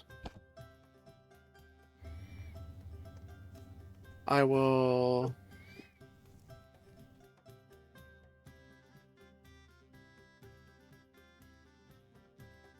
I'll move to combat. I'll swing Aerith at Lotus. Aerith is how big? She is a 9/9.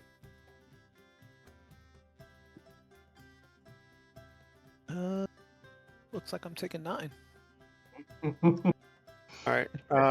Up that by 2 because when you don't block a legendary creature, Sinnoh comes back. Ooh, synergy. And then when he comes back, I gain life. Aerith goes up to 10/10. Ooh, does that happen before damage? I would assume that happens in. It's on the Declare battlefield block? attacking. It happens in declare blockers or during declare blockers. So it would be. Well, it 1 more damage? well, but it enters the battlefield attacking. Yeah. Yeah, Okay. but You could Block. yeah. Yeah, Yeah, you can okay. it can still enter attacking after declare Yeah, blockers. yeah. Dang. That's 10 now and a 2/1. Yep. Also Adeline triggers. Oh, Adeline does trigger. So I get 3 human tokens, 1 going at each of you. Oh, and that's more life gain. Oh no. That is more life gain and more counters. Oh my gosh. So there's 3 of those. Gain 3 more life, and Aerith and Leonardo will each get 3 more. That's such a good combo.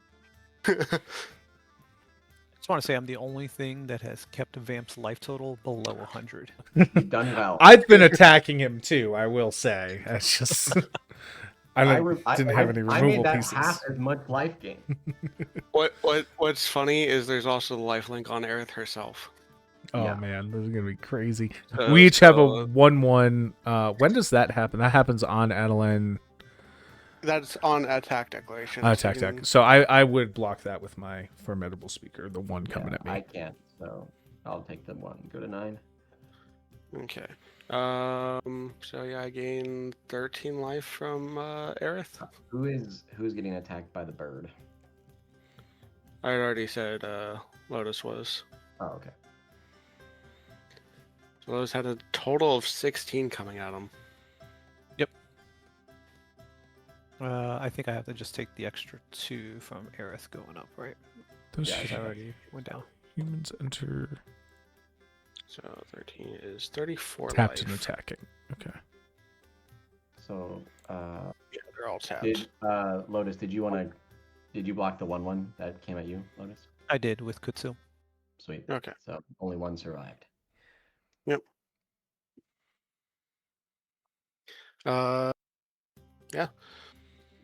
Second main, I will tap Exile Senu. Senu have Enter haste. game. Does Sunny Huh? have haste? Senu does not have Oh haste. no, yeah, you're right.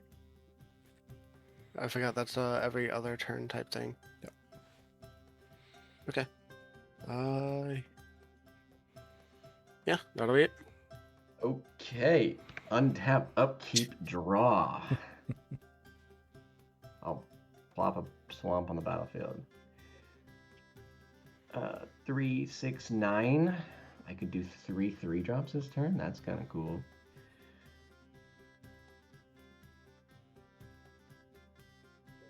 Okay. Let's start with 1, 2, 4. Accursed Marauder.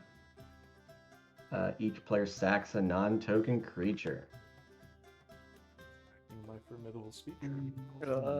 When it dies. No, this one stop when it dies. A non-token creature. Gross. If I hadn't been missing land drops, I would do the funny thing right now. I mean, it might be because then you have a flying 15, 14. That can come on the-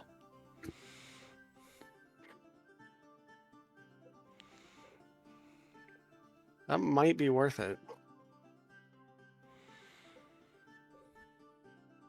Yeah, let's go ahead and do the funny. It'll be Yeah, Aerith. 11. Is it 11? Counters on each legendary creature. Yeah. I will obviously sack the guy that made me do the sacking.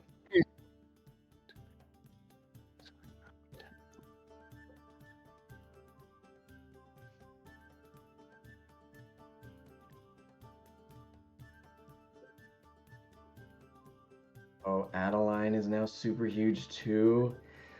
Oh no. Let's see. What can I do to neuter Vamp right now? What would be the best thing? Vamp, are you okay over there? I feel like I- you have to take your shoes off and start counting on your toes. I do. Because Leonardo has 19 counters on him. So he's a 20/20. With life link. So, Swifty, here's a question. Yeah. With all the craziness that's going over on Vamp's side of the board there, how do we feel about infinites in tiny leaders? What do you mean? Like, having an infinite combo. I mean, I- I know tiny leaders are supposed to be different, but if there are technically infinite combos that exist, Yeah, there are infinite combos that exist. It's not a they're aside from the ban not frowned list. upon. Yeah, it's not really frowned upon. There's not a real reason not to do an infinite combo. It's still a tiny leaders also doesn't get as much like, official support, and even the team that quote unquote developed and owns tiny leaders hasn't really updated anything for like 2 or 3 years at this point. Okay. So, I say it's fine, right? It's part of Magic, and also I think infinite combos are fine in Commander too. It's part of Magic. Come on. Okay.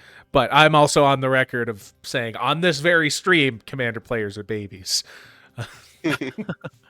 Okay. All right, I'm gonna keep going on my turn. We're gonna go black for Sam's Desperate Rescue. Return target creature card from my graveyard to my hand. The ring tempts me. I will target a Cursed Marauder from my graveyard. Cool. I assume nothing for interaction there, so that'll resolve. This will go to hand. The ring tempts me. Ring Bearer goes to here. This goes to 3, and I get a land from Lotus. Do we have to sack the creature now, though? No, it goes to hand. No, it's in my hand. Okay. All right. So to me, to do a Reveal from the there you top until you hit a land. Yes, I get land. land. Okay. Shalinda. Kami of Whispered Hopes. Shomaka's Command. Grateful Apparition. Forest. Forced it Future is. Forest. I'll put that exiled under. Okay, so how are we feeling about running a Cursed Marauder again? I know that it doesn't matter to Swifty. Lotus will hate it, but it'll be another big body off the board. Hey, it's whatever you have to do. Dude. He has a Alright. 1/1 token he can sack right now, right? No, he Uh, can't. Cannot. Oh, it's non-token. It's non-token. That's right. Yeah. I'm actually realizing that I need that. There we go. Okay. A Cursed Marauder. 2/1. Each player sacks creature. Sack and Kutzel. Makes sense. Second. A non-token creature, by the way. Nothing. 4 vamp. Cannot be your 1/1. You silly little goon. Mm-hmm. Who's it gonna be? Your 2020 or your flyer? I'm Get me. pretty sure it's gonna be the flyer. Really? Guess you can bring the flyer back. No, he can't. No, not anymore. Oh, okay. I would have gotten rid of Aunt May, honestly. Like your life total is high enough at this point, and you've got things with lifelink. That's true. That's very true. But I already decided. So Okay. All right. I'm not gonna take it back. But what's Last act of At my 34, turn. at 34 life, I'm not gonna take it back. yeah? Last act of my turn is black, black, and 1 for Claim the Precious. Destroy target creature the ring tempts me. I will target Leonardo. Yeah. Okay. And there goes my lifelink. All right, the ring tempts me again, which means this goes to 4. Which means whenever the ring bearer deals combat damage to a player, each opponent loses 3 life. And then I will target. I really want to target Lotus again, but I don't want to kill him. Lotus, I'll target you one more time. That means I'm gonna die. It does it? Do you think all your lands are out of your deck? Oh, sorry. I thought you were talking about target attacking me. Okay. No. Just Okay. just the land thingy. Okay. I'm gonna put this over here because these are all the things that were just this turn alone, so we know what you've actually milled out. Sure. All right. Till you hit a land. Abzan Falconer. Bristly Bill. Oh, that one hurts. Terra Symbiosis. Reluctant Role Model. Leader's Talent. Level Up. Agent Bishop. Paradise Chocobo. Botanical Brawler. Gyre Sage. Oh man. Conclave Mentor. He did help me a little bit. Brushland. Brushland? Brushland. Wow. Good lord. So this is how much of my deck you have named from me on this turn. Nice.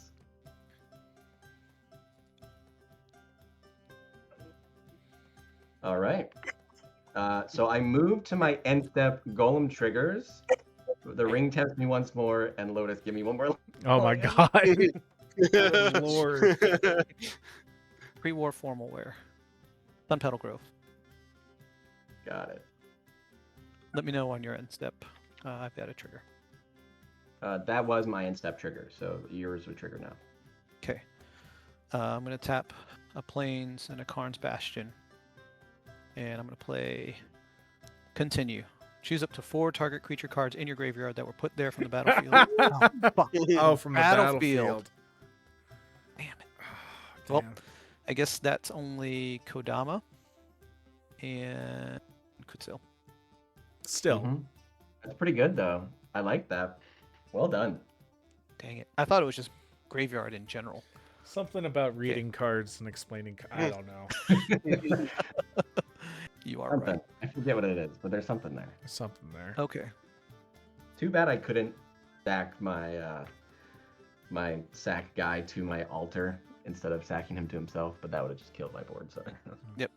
We're all good.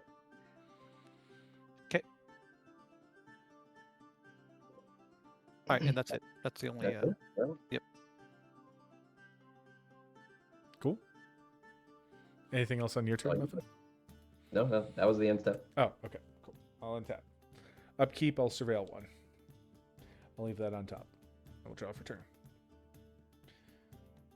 I will tap for 3 for a Territorial Scythe Cat. Who would have guessed? I will play. Oh wow! I just looked on the stream.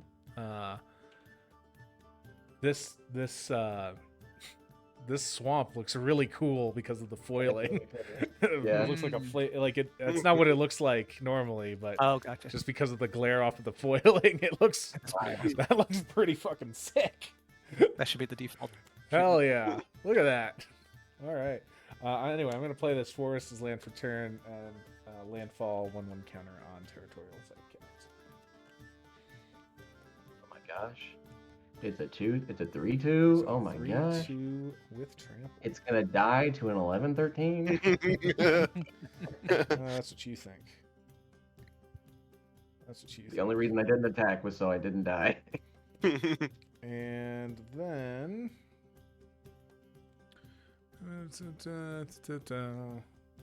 I will pass the turn. All right.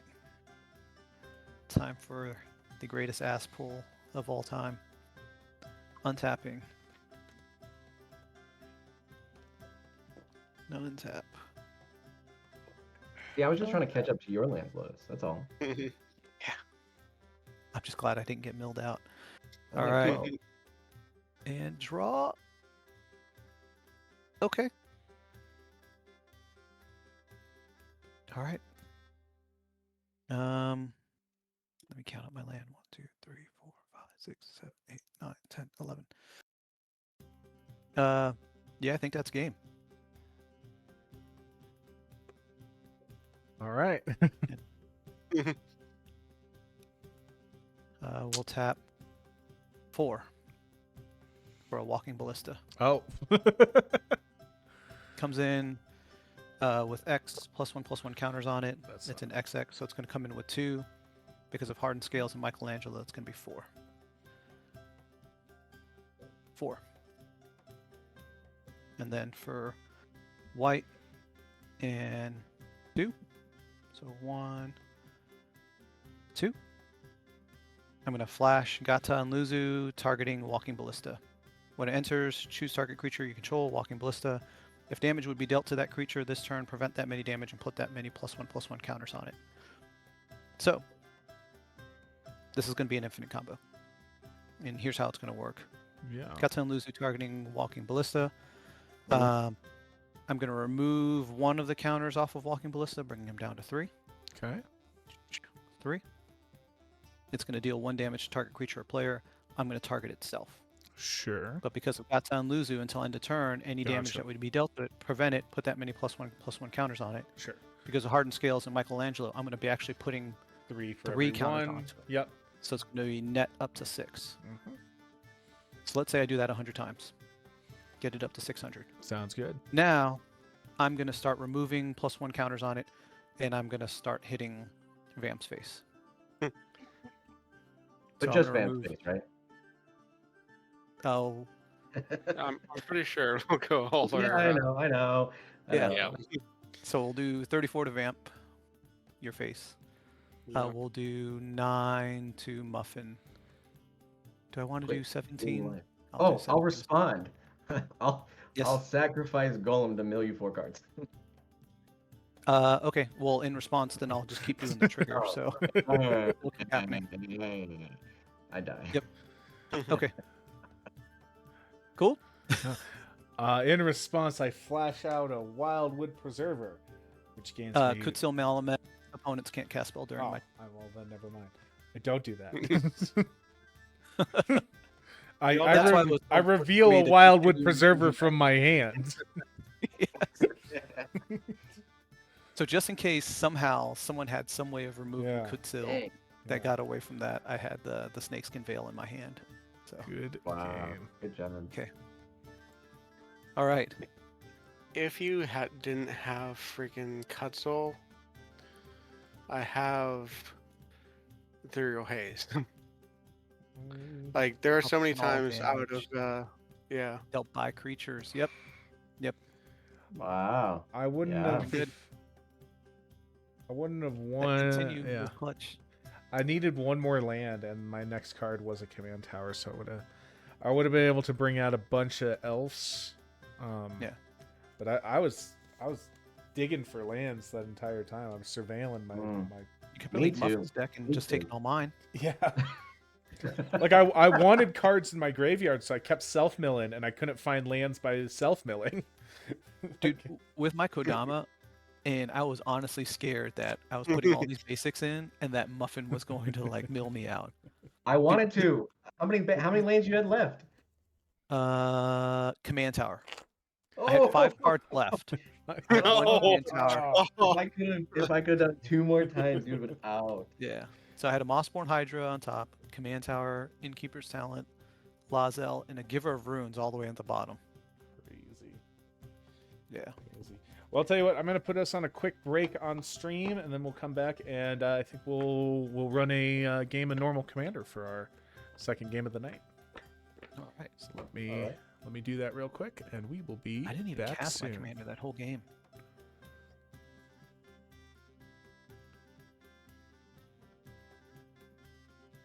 And we will be right back.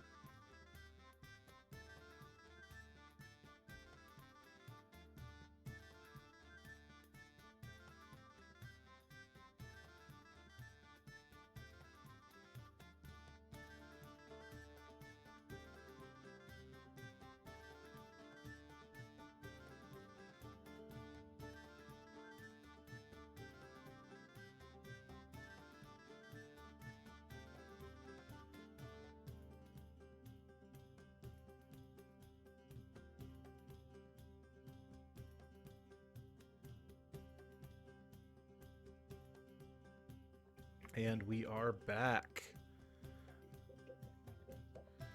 All right. We are back here with our Tuesday Night Magic. We're going to have some fun, play some games.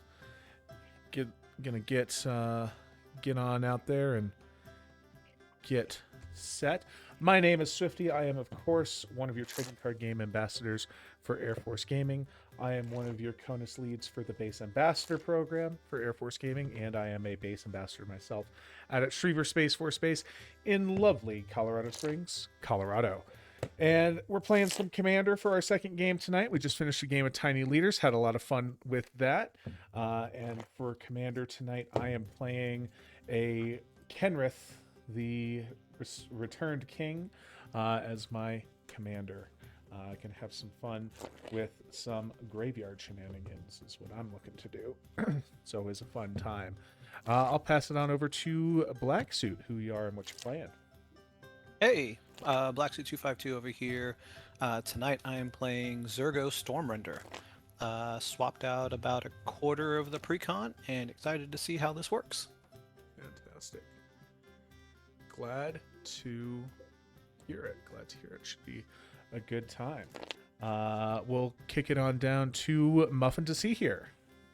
All right, hey guys, Muffin to See here. I am playing Rocco Cabaretti Caretaker as my deck for the night. It is purely to play Secret Commander. You get to see what I get to bring out with him and how I get to leverage that for my own benefit. But it'll be wacky and crazy, and hopefully I get to do it, and maybe you guys die. We'll see.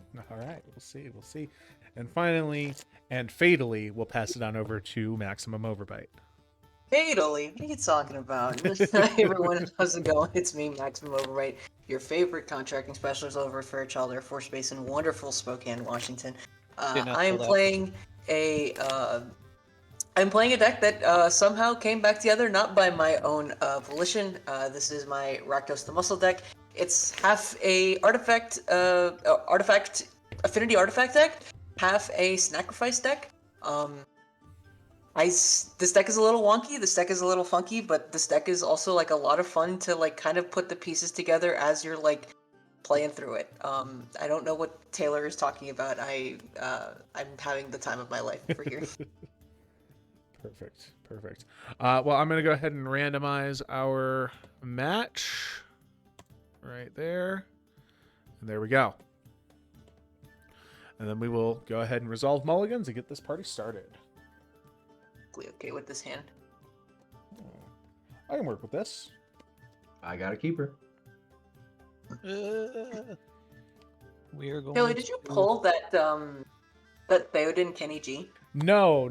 This was actually a. We got their lands. Can't remember if it was a Christmas present or a birthday gift. Because that Theoden is worth a lot. Yes, it is. But I did not pull it. No. Okay. All right, let's see. Started off with a land. Yeah, we'll keep. All right. Good all around then. We'll get this party started. Boom, and I will draw for turn. I'm going to go ahead and... Wow, this is actually wild. I will play a Shadowy Backstreet. Enters the battlefield tapped, and I will surveil one. Backstreet's back. All right. I will throw this island in the bin and pass. All right, untap, upkeep, draw. Nomad Outpost comes in tapped and passed. What brings me great sadness is I know that y'all were talking Strixhaven spoilers without me. We actually didn't get a chance to. We talked about so many other things. Thank goodness. Talked about that. I'll play this Luxury Suite and this Forsaken Miner. Pass.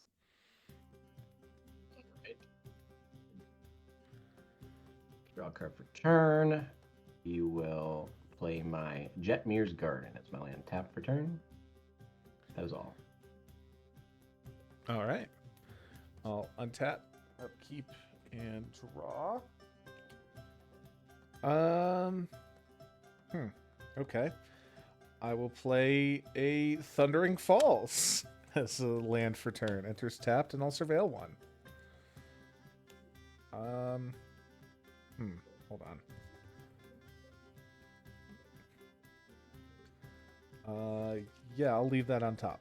All right, and I'll pass. Okay, untap, upkeep, draw.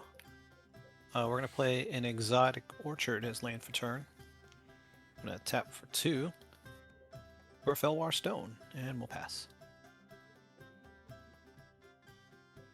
Untap. Keep draw.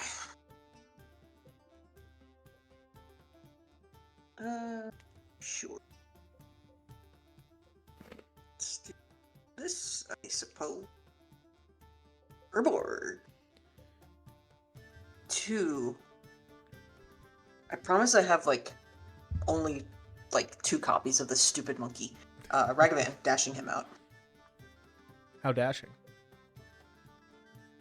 You know what? You will pay for your insolence. No, actually, this monkey, it doesn't really matter who it goes to, so I will swing this Ragavan at Black Suit. Oh, how much damage? That is 2, and I get and exile the top card of your library. Exiling a plains. I cannot use that, but I do get a treasure token. Hey, Taylor, you get it. You get here's some boy paper. I don't understand the reference. Okay, so No, this is you've Felix explained from... it. You've explained it like 4 times, and I don't understand. This is a different group. So this is Felix from Stray Kids. That makes it very different. This is Felix from Stray Kids. He notoriously has one of the deepest voices in K-pop. I'm gonna use him as my treasure token because he actually is quite a bit of a treasure.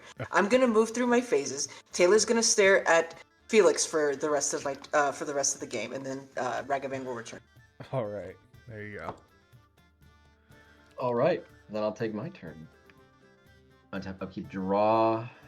Let's go. Abstergo Entertainment as my land for turn, and Cry without a 2-drop. Pass. Actually, what I should do is I should just lay them out like this and make you pick which Upkeep, you pick. draw. Guys, you're not gonna believe this. I'm gonna Was play. it your own? No, I'm Your gonna, own Ragavan? I'm gonna play a hedge maze as land for turn. I've gotten 3 surveil lands in a row. Here's the thing. This one of the best land cycles It we've really had. is. I just don't know why I keep getting them. And I'll You bin, need a planetarium of Wan Shi Tong right now. I'll bin this plains off of the surveil trigger and pass. You know what? Sorry, I won't pass. I'm gonna tap for 2 for this Talisman of Resilience, and then I'll pass. There we go. Okay. All right. Untap. Upkeep. Draw. Plains is mountain for land. Oh, plains as land for turn. Goodness.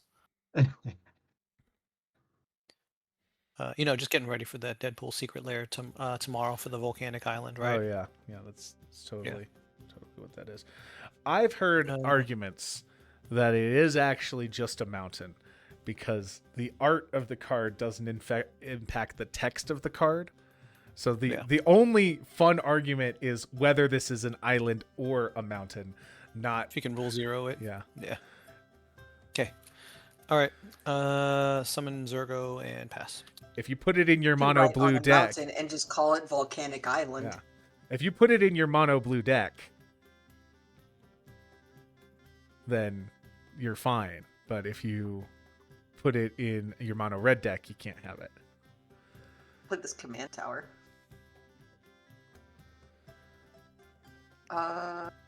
And I'll do this.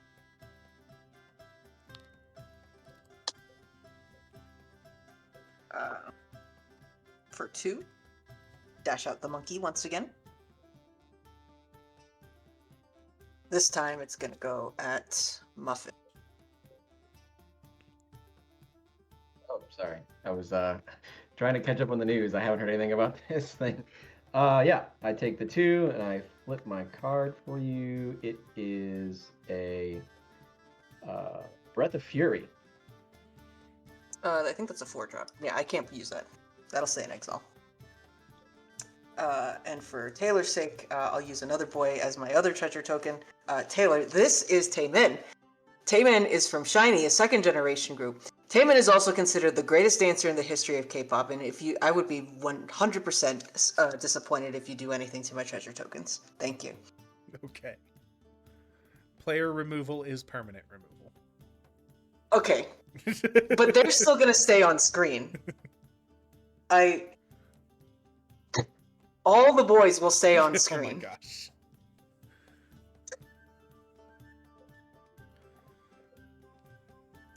Marnius Calgar's army of boys will stay on screen.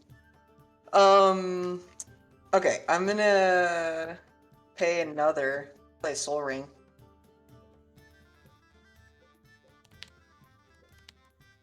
Tap 1 to pay Soul Ring. And I'm gonna figure out, actually, to remedy this, I'm gonna crack the king, leave 1 floating, play the Soul Deviatinate.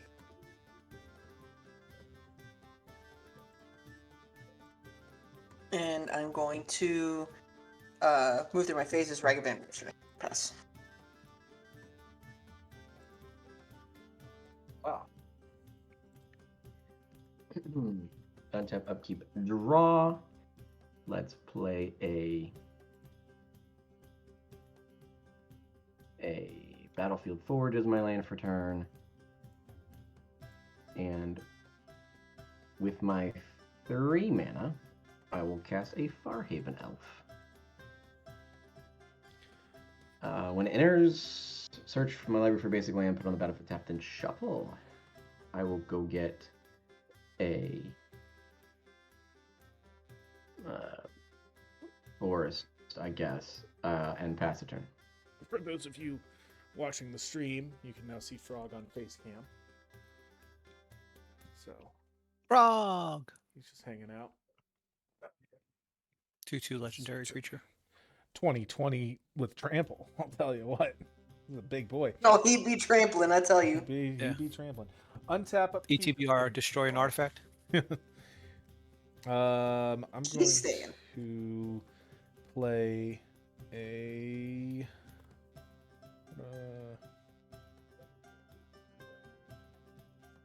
What do I need? I guess I'll play the Shivan Reef as land for turn. I'm gonna tap for. Let's do for 2 and a green for a cultivate. Find a couple of lands. Find a swamp and a forest. Put the swamp onto the battlefield tapped, and the forest to hand. I'm convinced it's just going to be a mountain. Yeah, so whatever the underlying card is, it's because it's an island, right? It's an island, and it's that's crossed technically a out. mountain. Yeah, so that's the thing. The rule is typically that the art can't impact the text. So if we consider the scribbled out, the crossover island and the writing in mountain as part of the art, then this is just a basic island. Mm-hmm. Deadpool, who's known for breaking the fourth walls, would be the one whose art would be able to apply layers to the card itself. I feel like that's not that's too whimsical or not whimsical enough. One of the two. I'm gonna tap for 2 to play a Lightning Greaves, and then I'll pass the turn. All right, untap. I feel like the card is the card that Deadpool made it, because the official listing is Soul Ring, Lightning Greaves, Deadly Dispute, Lightning Bolt, Brilliant Possibility, Mountain. Oh, so it does list it as mountain as under the official. Yes. Okay. It's not a volcanic island. No. But it's either a mountain or an island, right? Playing Castle Ardenvale as land for turn. Tapping for 1, 2, 3, and 4. For Mirkwood Bats. 2/3 with flying. Whenever you create or sacrifice a token, each opponent loses 1 life. Let's go into combat. I'm going to swing Zergo at max. Mobilize trigger on Zergo. A warrior will enter in tapped and attacking. Mirkwood Bats trigger created a token. Each opponent loses 1 life. 37. 39. Remember to stay hydrated, chat. Thank you. Okay. Max, gotta go down to 39. Yep, and you've got a 3/3 and a 1/1 coming at you. Yeah. Whoops. Fuck. What is that creature on your battlefield there, Maximum? This one? No. So that's Felix. He's from Stray Kids, and he's my treasure token. Oh, no, sorry, the other guy. Soldevi Adnate and he was not tapped. Sorry. Soldevi Adnate and Forsaken Miner. Okay. I will take the 3 from Zergo. And then what about the 1/1 warrior? I'm taking that one too. Okay. Okay. End of combat. Nothing, and then second main. Do nothing on end step. Warrior token gets sacrificed. So each opponent loses 1 life because of Mirkwood Bats. Yep. And then each opponent loses 1 life because of Zergo seeing the warrior leave. 35. Yep. Okay. And pass.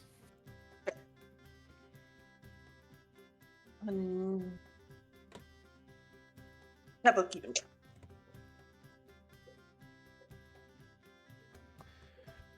That's what I was going to check. Well,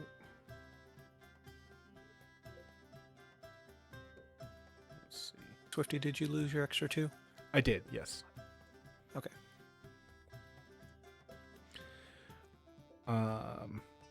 28 days until landing in Las Vegas for MagicCon. You know what's funny? I still haven't booked my flight.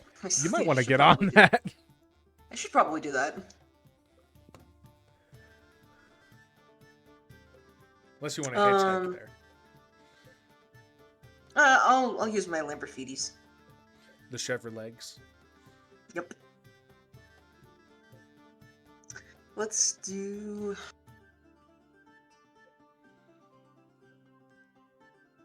I guess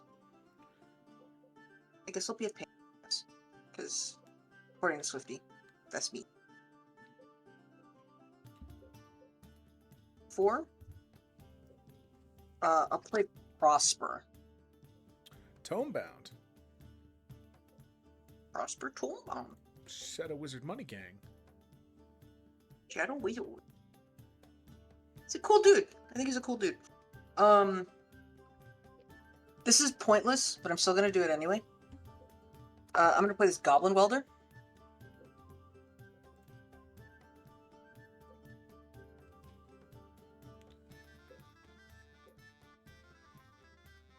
Oh, I know why that Goblin Welder is in this deck. Okay. I'm going to move through my phases and do the Prosper thing, exiling. Wow, that's so cool. I'm gonna exile that Full Art Swamp. That's so neat. Yeah. And I'll pass. All right. Okay, untap, upkeep, draw. We put a mountain into play. For 5 mana.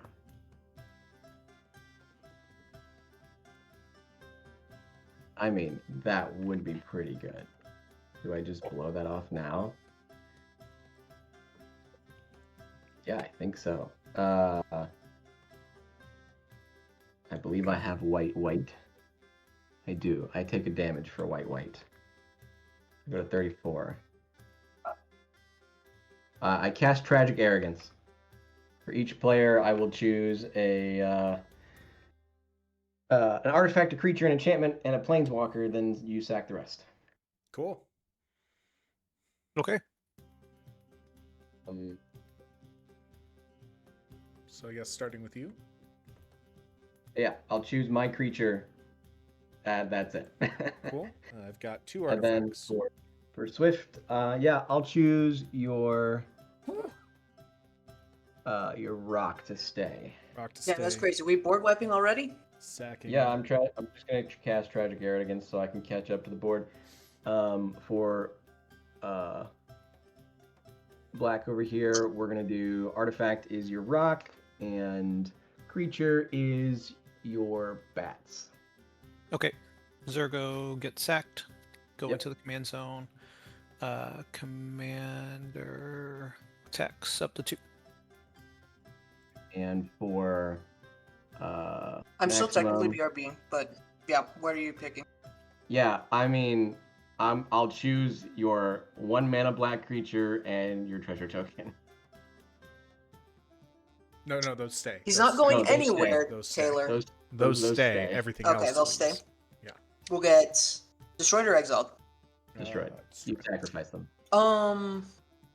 Sacrifice? sacrifice. That's perfectly fine. All right. Good use of my turn. Oh, I have a 1/1 I can hit somebody with. Do I want to hit somebody with a 1/1? No, I don't. Max, Bad. your soul ring goes as well. Okay, that's perfectly fine. All right, I'll untap. Upkeep, draw.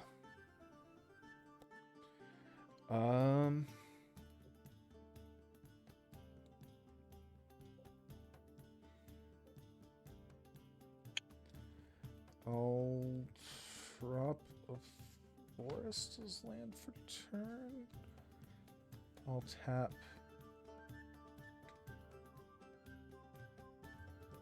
Four and a white for Kenrith.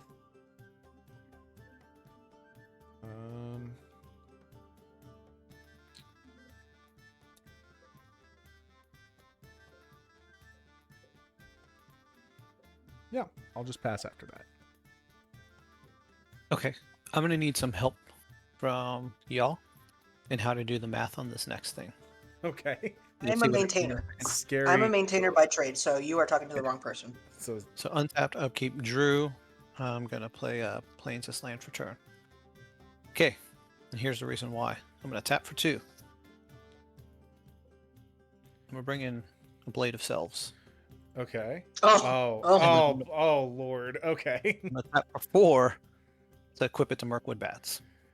Okay. Oh, So- I hate it. Please, for the love of Christ, somebody deal with this. Okay. I So this is what I'm wondering of what actually happens now, Okay. right? So all right. So I'll swing. I'll shift into combat, right? I'm tapped out. Yeah.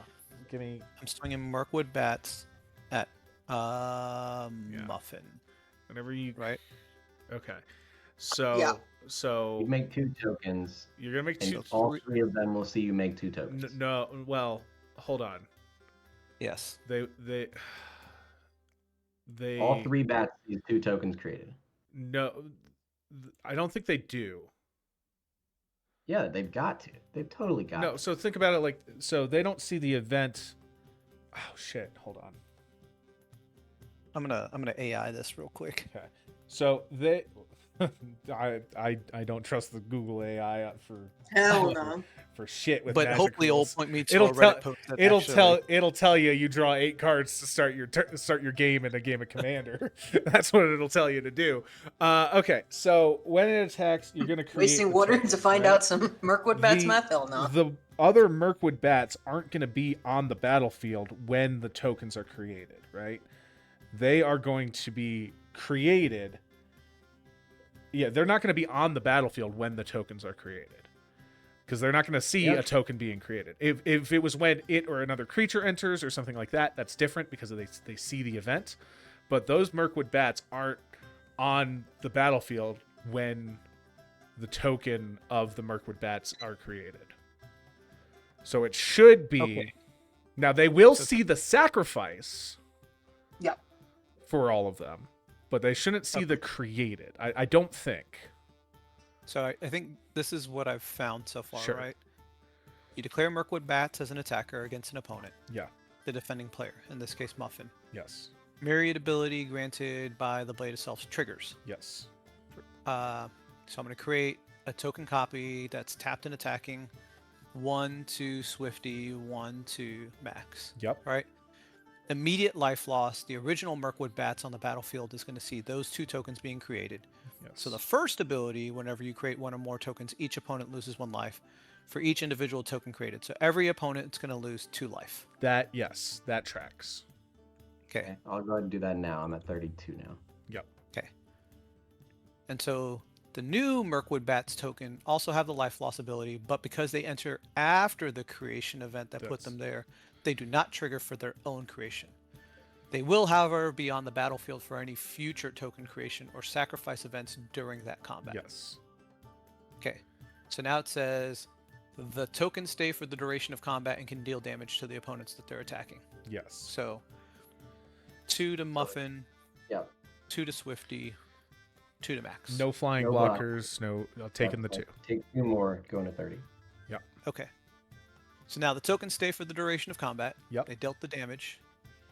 So Myriad exiles the tokens. It does not stack. Okay, yes, that is correct. Myriad does So exile. there are no dies triggered. Yeah. So I guess the real way to get value out of that would be to do something that can create a token at instant speed during combat. Yes. Okay, so there's no dies trigger because Mirkwood Bat's second ability triggers when you sacrifice in a Myriad use exile. You will not get additional life loss. Yes. So it's not as bad as we thought. It's not as bad as They we did thought. pretty- Yeah. I would need something like an Ashnod's Altar to do that beforehand, Yeah, which I yeah. do not have. Okay, Okay. here we go. Hey, that was Google AI. Hey, Good you know job. what? Okay, something like this Ashnod's Altar? Okay, cool. Yeah, so that was a good AI, I think, summary. That But I think it's because it pointed to another post that actually spelled it out for it. yes. I will also Yeah. say we didn't read the card. We didn't read what Myriad did. We fell down at the first thing of not reading. We didn't read the card to explain the card. Reading the card does explain the card. However, if Myriad did sacrifice, like Mobilize does sacrifice, right?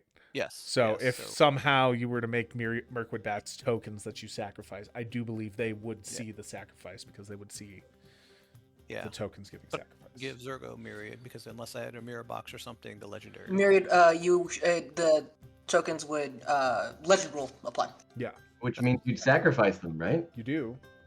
You do. Hmm. But then you get something like incredible, like the. Oh my god, what's that stupid card that I have in my Jetmir deck, Taylor? Sundial of the Infinite. Oh, Yeah. Yes. Yeah. Yeah, core sets are still very good, and we should still keep them. we should. Like this. This is Yeah. this is not in my deck. This is going to go Yeah. in a different deck that I'm building. But I do have this on the side. What are these guys doing over here? Well, that was Back to scarier turn. than it was. Okay, was that a pass? Yes. Cool. It has been a pass. What's the Ashnod's Altar doing there? It's a. You know how how EA and I like to just shock in the land and not do anything Yeah. as a way to just assert our dominance. Yeah. You know.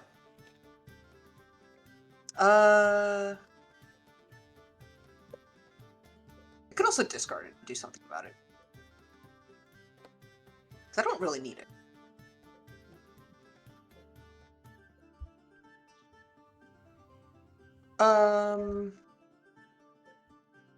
I do have something. I'll do a few things. All right. First thing I'm going to do is I'm going to evoke out this Ingot Chewer. Ingot Chewer. Okay. I'm going to destroy that Blade of Cells.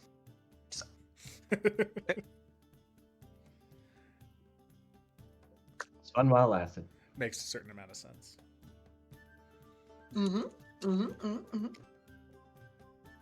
And then, you've seen it before. You'll seen it again. Dash out my monkey. Max, are you still BRB or are you I will be RBA after my turn. So hang tight. And then for using Wooder to look something up, Ragavan is going in black suit. Okay, I take 2. All right, and I get what's on top. Talisman of Conviction. I will take that Talisman of Conviction. Is that the Boros one? It is the Boros. All right. Crack one of the treasures. Play that using the Urborg. Oh, that's right. Well, My I land have- tap for black. I forgot. Oh. And I'll just use this.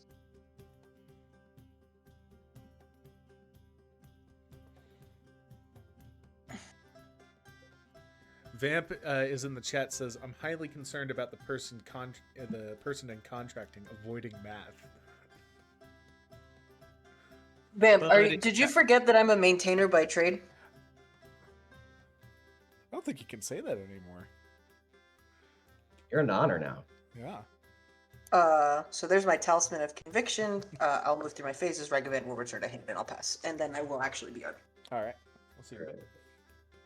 Untap, upkeep, draw. Hey, it's a land. Scavenger grounds. I do have a land.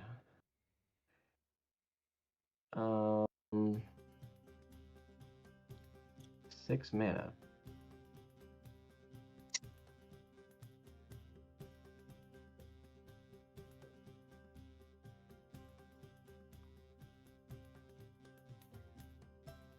Because of the way your lands are covering and the library graveyard insert, it just looks like it says Irma. Oh yeah, Irma. Yeah. Irma. Do I just keep ramping? I think I just keep ramping because I need more. All right, let's start with one that's a pretty good blocker. 1, 2, 3, 4, 5. Let's leave up a red white. There we go. Fecund Green Shell. Whoa, whoa, whoa. 4/6 with reach. This is As a long as you fan- control 10 or more lands, creatures I control get +2/+2. Whenever it or another creature with toughness greater than its power enters, look at the top card of your library. If it's a land, put it into the battlefield tapped. Otherwise, put it in your hand. Why is he screaming? I don't. He's angry. I'm gonna look at the top card of my library by drawing it. No, I'll look at it through this. You view the top one. Hey, it's a land. I will prove that by dragging it out of the menu. And put it on the battlefield tapped. Talisman of Conviction is a 2-drop, correct? Tis. It is. Excellent. That's relevant. DOS, my turn. Also Go ahead, deals Swift. 1 damage to you All right. when you tap it. I'll untap. Upkeep. Draw. Okay. It'd be really funny if my secret commander is like a 6-drop, and I'm just waiting until I have 9 mana. That'd be hilarious. 2 and 2 green, reduced by 5 because of Kenrith. The Party Tree. It's a great henge. It's a pretty. It's a great. pretty great henge. That's a pretty great henge. He was only the pretty good Gatsby. I will tap this for 2 green, gain 2 life, and 1 more for a Horn of Gondor. When that enters, I will create a 1/1 white human, which I think I've got one right here. There we go. Cool. That's not a human, that's a soldier. That's a human soldier. Oh, It's a 1/1 white human soldier. that makes sense. And then I will play this Evolving Wilds as land for turn, which I will just go ahead and crack and find a island.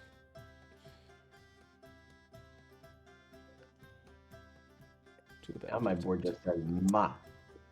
And then I will pass the turn after that. Okay. Untap. Upkeep. Draw.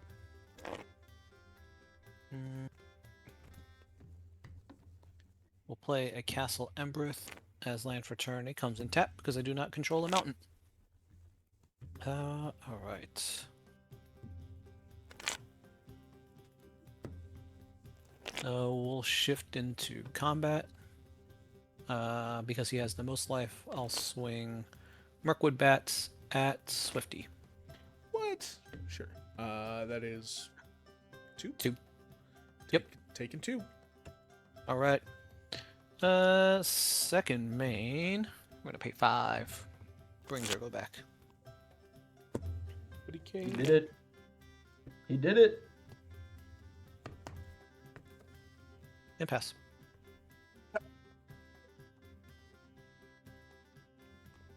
Untap, okay, draw.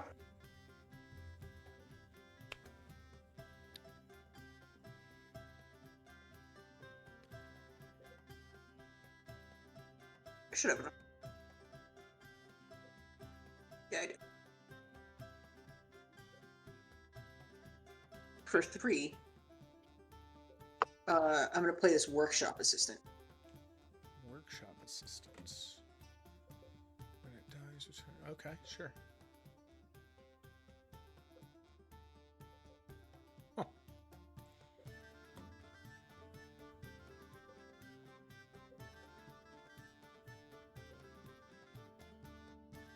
For the other remaining 3, I am sorry, Taylor, he's going away. I will play this Ashnod's Altar. All right. Ashnod's Altar.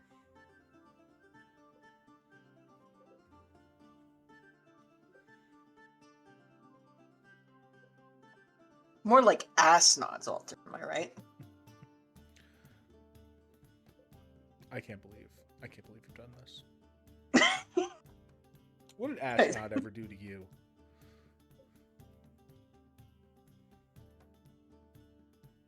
That movement has been instated for Exmouth, Australia. Yeah, I saw that because of the national storm or tropical storm. Yeah, interesting. Okay. Yeah, I just got that in my email. Excuse me. I'm gonna pass the turn from there. Untap, upkeep, draw. Oh, that's good. Okay. 4, 5, 6, 7. Unfortunately, I have 4 drops in my hand. So I will play a Jaxus the Troublemaker. That's a good one. 1, 2, 3, and a red. Yep. Okay. Jaxus the Troublemaker. It's a 2/3 human warrior. I can pay red tap, discard a card, make a token copy of another target creature I control. It can taste damn. When this creature dies, draw a card, sack it at the beginning of the next end step. Only as a sorcery, and I can blitz it for 1 and a red. Oh, I forgot I could blitz it. Do I want to blitz it? No, I don't want to blitz it. That is a creature entering with toughness greater than its power, though. That's great for me. Cool. I get to do the green shell thing. Let's go review the top 1. It is not a land. I will put it in my hand. Well, there you go. I cannot cast that, though. That's fine.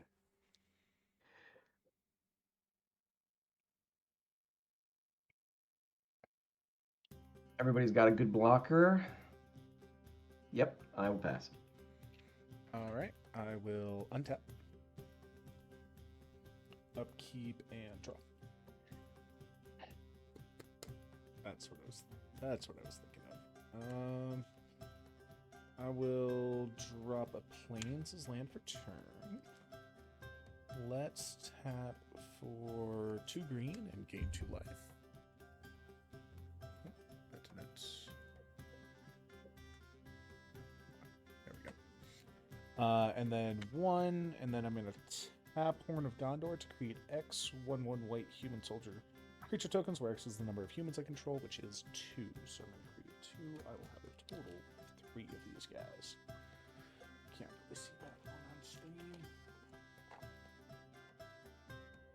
There we go. Then I'm gonna tap for 1. 2, 3, and a blue, and I'm going to activate Kenrith's ability. Target player draws a card targeting myself. What? That's rude. Oh, Preposterous. we love this. Okay. I'm going to tap for 1 and a white, and I'm going to cast Thalia, Guardian of Thraben. +1. What? Party tree. No, it gets a +1/+1 and draw a card, but that's when it enters. I don't know if there's any responses to it. Non-creature spells cost 1 more to cast? That's true for both you and me. Yes. But yeah, if that resolves, it gets a +1/+1 counter, and I draw a card. When you have 5 non-creature spells on a creature, you don't feel it as much as I do. This is true. Cool. Well, I think. Okay, cool. Yeah. From there, I'll just pass the turn. Okay. Untap. Upkeep. Draw. Play a swamp. Land for turn. Let me see here. We'll pay white and 2, 3. Summon an Adept Water Shaper. It's a 3/4. Other tap creatures you control have indestructible. Nice. So something I'm gonna let folks know for the stream real quick. Actually, sorry. Continue. I'll wait till my turn. Okay. It's not that important. Okay. Black, white, and actually we're gonna do that one. And we're gonna summon a Yaheni Undying Partisan. It's a 2/2, and this actually has haste. And whenever a creature an opponent controls dies, put a +1 counter on Yaheni.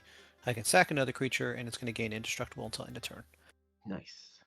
So, combat. I will swing Zergo towards Max. I'll swing Mirkwood towards Swifty. You don't have any flyers, right? I do not have any flyers. Okay. And then I will also swing Yaheni at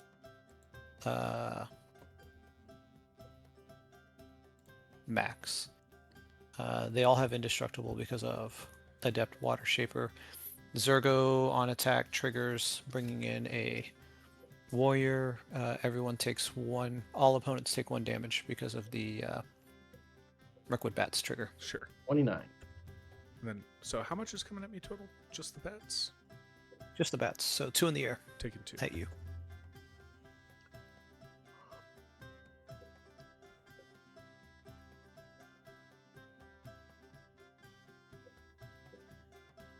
I will block Zergo with my workshop assistant. Okay. Take And then the warrior and Yaheni.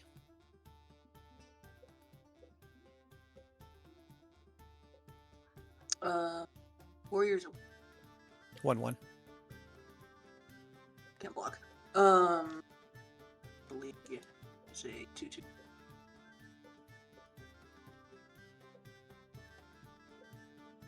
Yeah. And I'll take the. I'm sorry, you cut out there. I'll take the 3. Yep. When workshop assistant dies, I will return artifact to my hand. Okay. When workshop assistant dies, Yaheni gets +1/+1. Okay. That is the end of combat. Nope. Second main, I will do nothing on end step. Warrior gets sacrificed due to mobilize. Zergo trigger, each opponent loses 1 life. Mirkwood Bats trigger, each opponent loses 1 life. So everyone loses 2. 27. Yep, down to 30. Pardon me. Okay. Yep. And pass.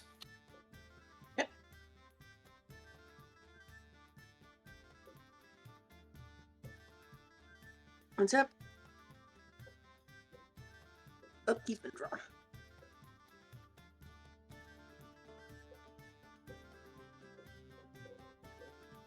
Sure. Play swamp. Not hitting myself with that Talisman of Conviction. Playing a Soul Ring. Let's see. There's a few things I can do.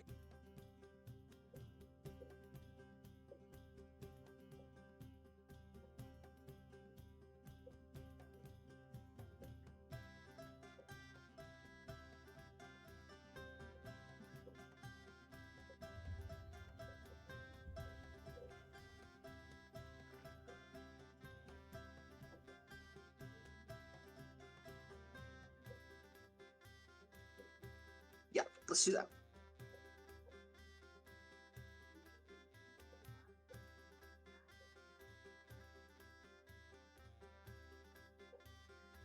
I think.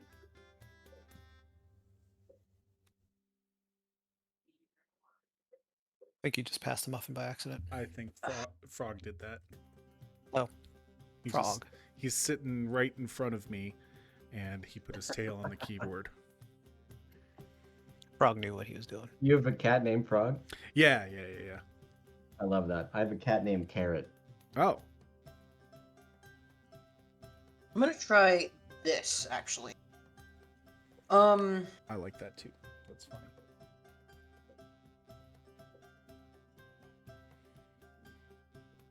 Tap 5. Cast my commander. I'm the only one who hasn't casted my commander. No. Don't worry, my commander's still in my deck. And I'm gonna do this.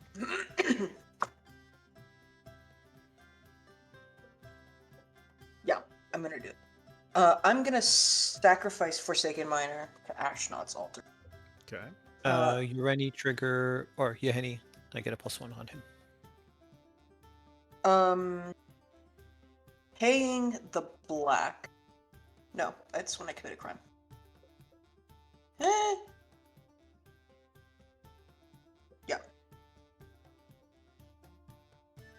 That's fine. He can come back later.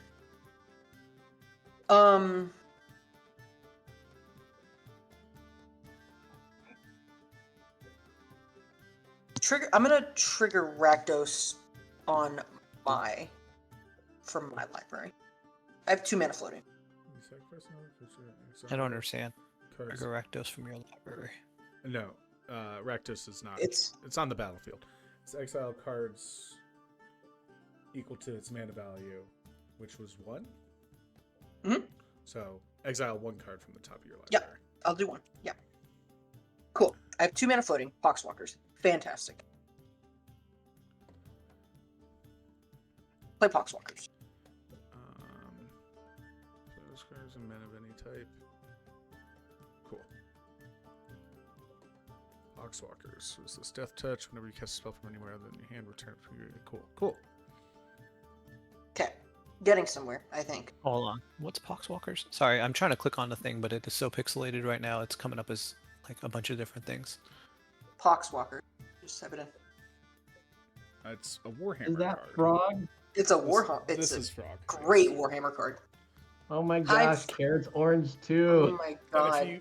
if you go to the Twitch stream, you can also see him on Facecam right now.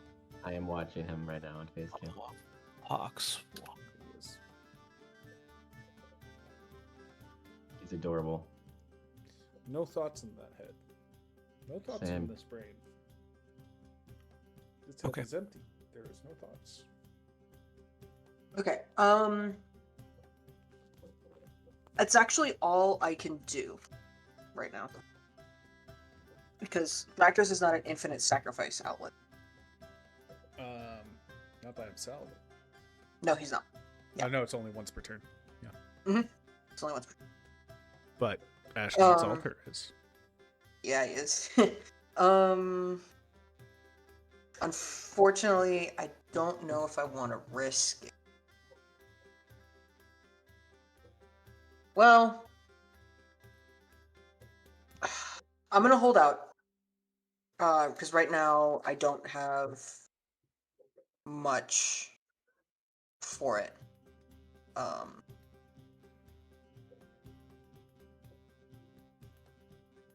Yeah, because I can only do Rakdos' ability once. No, I can do his first. I can do his first ability as many times as I want, but That's the triggered ability, or the activated ability is once per it's turn. the activated ability that's once per turn.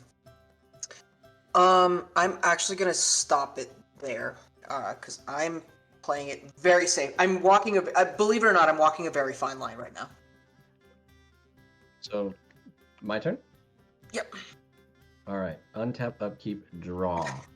Also, That's Taylor, a your spectator seating. your deck, your camera is frozen. Oh, with with fog going like. All right, here we go. It I'm gonna happens do this thing. sometimes. I need to save those lands. Let's move them this way. All right. Green. Red. Ouch. 26. White. 1. 2. Yep. I'm gonna cast Rocco Cavalry Caretaker where X is equal to 2. And I will search my library for a 2-drop creature and put it on the battlefield. All right, let's see it. I will go fetch up a Cyberman Patrol and put it on the battlefield. Cyberman Patrol, the 2/2 Cyberman. Artifact creatures I control have Afflict 3, which says whenever a creature with Afflict becomes blocked, it deals 3 damage, or the player blocking loses 3 life. I can't believe this is your secret commander. It's weird. Just wait. I'm going to pay a red, and I'm going to tap Jaxus the Troublemaker. I'm going to discard a Primeval Herald to make a temporary token copy of Cyberman Patrol. Okay. With haste. With and haste. when it dies, draw a card second to be in the next end step. Then I'm going to pay a white to cast Wake the Reflections to populate. You got to pay 1 extra for that because of the Thalia. Perfect. I have a land left. Okay. I will populate. Okay, so you'll I'll make another token copy. Okay. Of Cyberman Patrol. This So Cyberman that's Patrol does not have to be sacrificed. That's Afflict 9. It doesn't have haste though, right? Wait, no, it This one does. does not have haste. Only 2 of them have haste. Wait, hold on. Actually, Yeah, the 2 of them. The tokens should both have haste. they both have haste. One of them has to be sacked, and they each have Afflict 9. Yes, and they both have when these 2 die, draw a card. Sure. Which is really weird. So these guys are like buddies of Jaxus. I'm gonna just do this so we know what's going on here. Oh my god.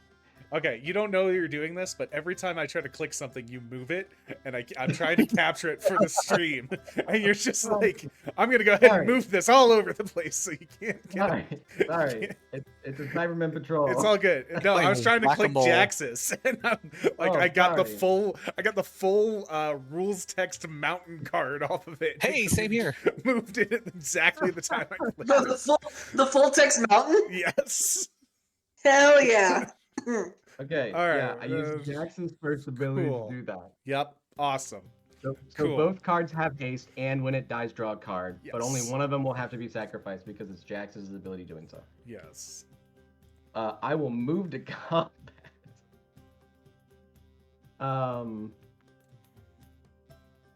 This is my deck. You're welcome. Who wants to block a 2/2? Or 2/2s? 2/2. Let's put some life pressure on maximum. I'm gonna attack you for 4. And she'll take 18 damage if she blocks. If you block one of them, you'll take 9 damage. And if you block 2 of them, you'll take 18. That's crazy. Um, Or so it's between 4 and 8. 4 Yeah. or 13 or 18. That's crazy. Okay. I'll do this. That's wild. That's the deck. It's just make as many copies of Cyberman Patrol as I can. Yeah, that'll about do it, won't it? Interesting.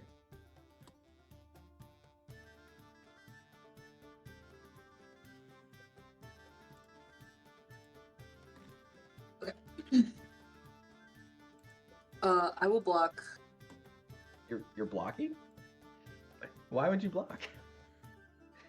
If you block, if you block one of them, you take 9 off of it. If you block both of them, you take 18 off of it. Oh, no, If you let and them it- go through, you take 4. Yeah, Yeah. Well, maybe I want this Poxwalker to die. maybe. Yeah, if you want Is the it box worth walker, by all 13 means. life to have your poxwalkers die? Yeah. I will hold on. Because I What is can. the choice? Or not? Hold on. Right. These guys are 2/2, so it'd be 11 life.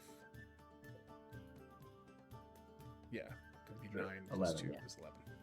So 4 or 11 or 18. The illusion of choice.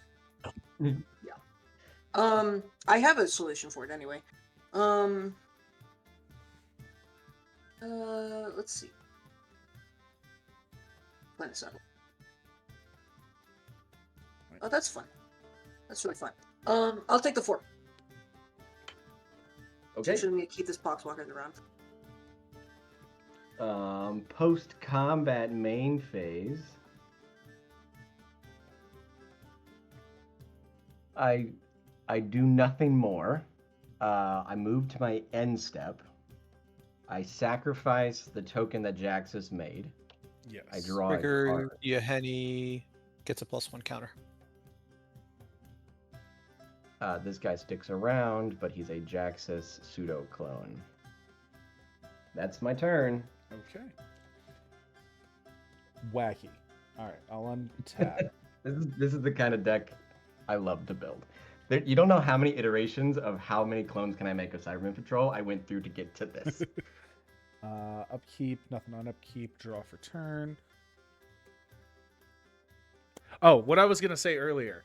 So for people watching the stream, and if I've been doing the stream here, we're coming up on like 3 years of doing this stream, nearly every single Tuesday. Now, granted, there was a 6-month period where I did it while I was deployed, but still. Because of the way OBS kind of picks up audio when you're streaming, I have had to do pretty much every single stream in dead silence, like no background audio at all. OBS recently updated and made their monitor program not suck balls. So now I can hear the background music that I'm piping into the stream at the same time as everybody else without it picking up a double audio. So this is the first stream where I'm not just in a void of silence for the entirety of the stream. In a void of silence for the entirety of the stream. It's wacky. Anyway, I just wanted to say that. Cool. So I'm gonna tap for 1 and a red, and I'll take 1 damage. And a white. And I'm gonna cast Zerda the Dawnwalker. So Zerda, move that over here. Oh. Abilities I activate that aren't mana abilities cost 2 less to activate. It can't reduce it to the cost of less than 1 mana. When it enters, it'll get a +1/+1, and I will draw a card from the party tree. Yeah, that's really good with Kenrith. Oh yeah, it's great. It's also good with other things. I'm gonna tap for 2 and gain 2 life.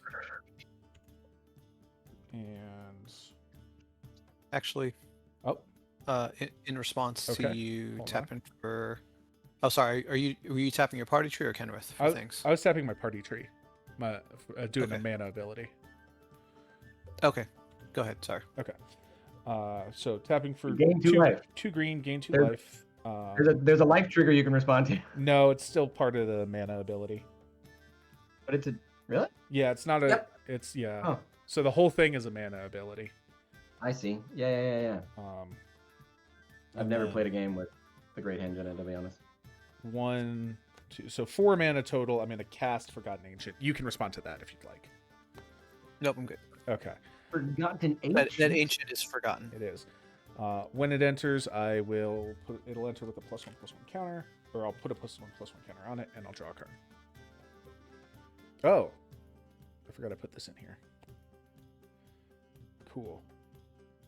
Cool. I will tap 1, 2, and a black, and I'm gonna cast Warren Soul Trader. Oh And boy. when I forgot, it's not that I forgot Warren Soul Trader in here. It's been in here. I forgot to put this art of Warren Soul Trader in here. It'll enter with a +1/+1 counter, and I'll draw a card off of the Great Henge. We're all seeing this, right? Seeing what? We're all seeing what's going on here, right? I know. No, tell me. I mean, I'm setting up. board state. I'm setting up parts of a combo.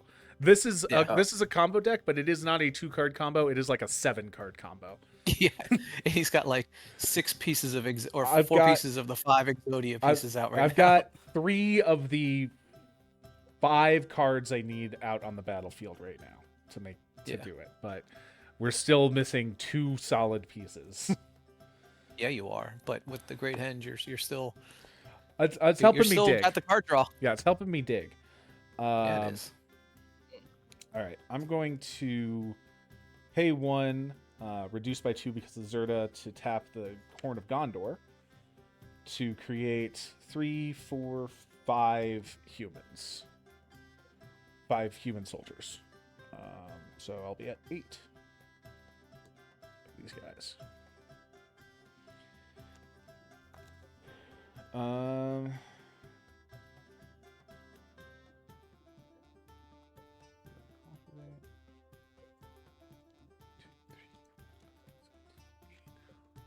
What turn is it?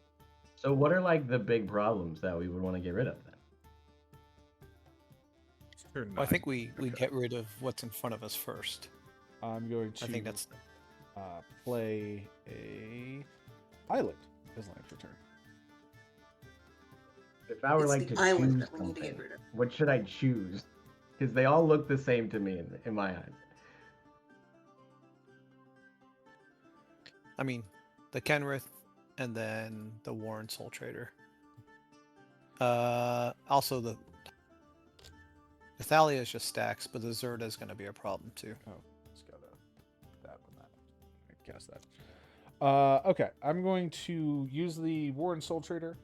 I'm going to pay 1 life and sacrifice one of these humans to create a treasure token. Yahenni trigger.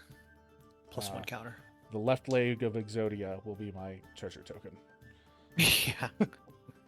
Uh, Remember when I said he's assembling an Exodia over there? I'm so not the lying. funny thing is, I have 4 pieces of Exodia. I don't know where the 5th piece is. Normally, it's sitting on Is my it not in the desk. binder?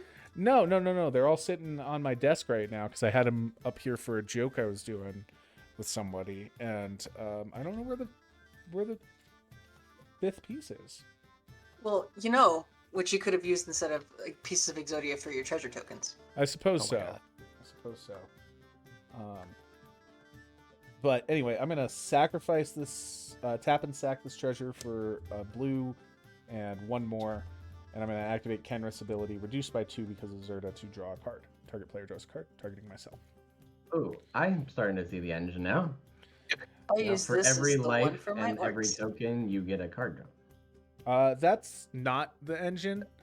It's helping them dig. It's helping me dig. That's what it's doing. Yep. I'm gonna pay 2 life and sacrifice 2 more humans to create 2 more treasures. 2 more triggers for Yahenni. Sure. I'll sack. Oh shit! I need one more. Do I Yeah, you want do. to? Oh, no, I didn't cast a spell. I'll do one more. So, pay one more life, make one more treasure. I'm gonna sacrifice all 3 treasures because I got to pay one more because of Thalia, and I'm gonna cast Nature's Lore. Search my library for a forest card, put it onto the battlefield, and shuffle. On cast, we'll get a trigger on Forgotten Ancients. Okay. Do I have a? I got a breeding pool. Sure, I'll shock that in. That's not the art breeding pool.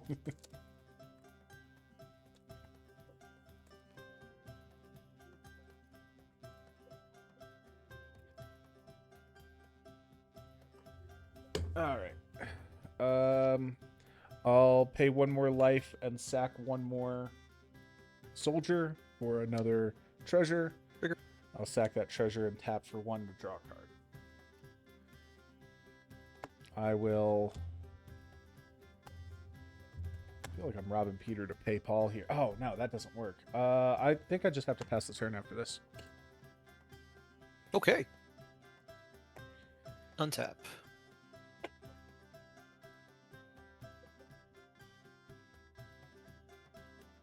There's all my lands. Upkeep, draw. We're gonna play a Caves of Koilos. Land for turn. Okay.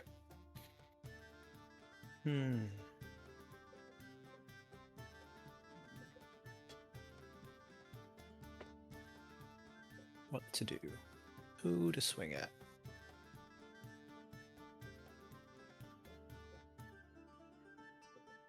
Yeah, he's got a lot of things up. Swifty, any reach or flying? No reach, no flying. Okay. All right. Shifting into combat, I'm gonna swing Yahenni at. This is gonna come towards Muffin, and then Zergo is gonna go to Max. Mirkwood Bat is gonna go to Swifty. On attack, Zergo is gonna mobilize 1. Everyone's gonna take 1 damage because of the Mirkwood Bats. Taking 1. Wait, but Okay. So Swifty, you've got 2 coming at you in the air. Muffin, you've got 6, 7, 9, 9 coming at you on the ground. No other keywords. And then Max, you've got 2, a 3, 3, and a 1, 1 coming at you. All indestructible because of Adept Water Shaper. No blocks here. I block with a 1/1. Okay. Max? Give me 1 sec.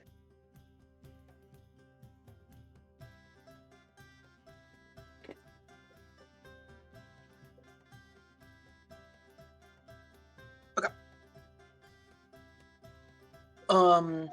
Mostly just because I don't want to take the damage. I will block Zergo with Rakdos and the soldier with Poxwalkers. Okay. So the warrior will die because he was attacking. I'm going to draw a card from Zergo. And warrior goes away. Zergo and Rakdos stay high 5 because Zergo has indestructible. Nothing else happens there. Cool. Taking 2 from the Mirkwood Bats over here. Okay. Yahenni kills the Farhaven elf, and he sees the Farhaven elf die, giving him a +1/+1 counter. Does Poxwalkers die since the 3/1? Oh yeah. Oh, yeah, I guess the Poxwalker dies too, so that would give Yahenni another +1.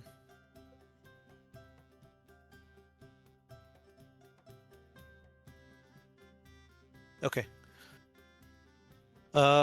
With that, second main.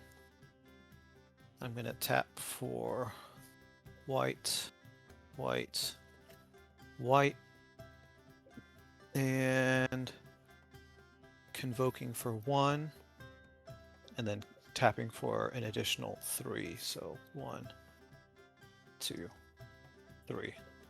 So for 7 total, I'm going to play Hour of Reckoning, destroy all non-token creatures. In response. Hold on. Did you Yes. pay the additional 1 for Thalia? Paid. There you go. Now I'll do it responses. this way. Okay.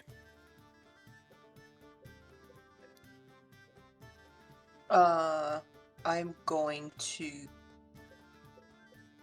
It's non-token creatures, correct? On cast. Non-token, correct.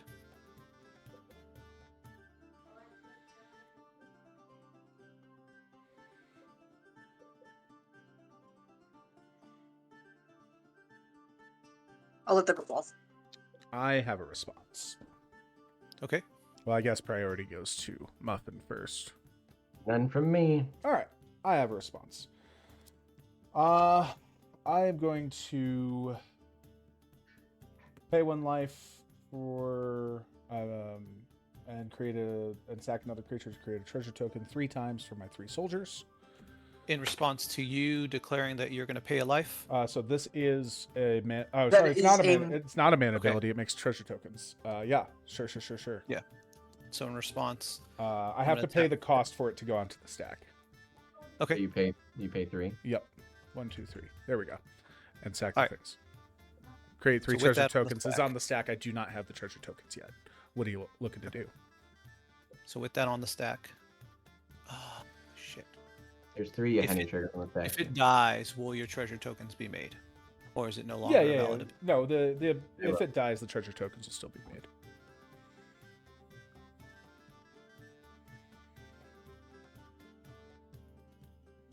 Okay. I'll.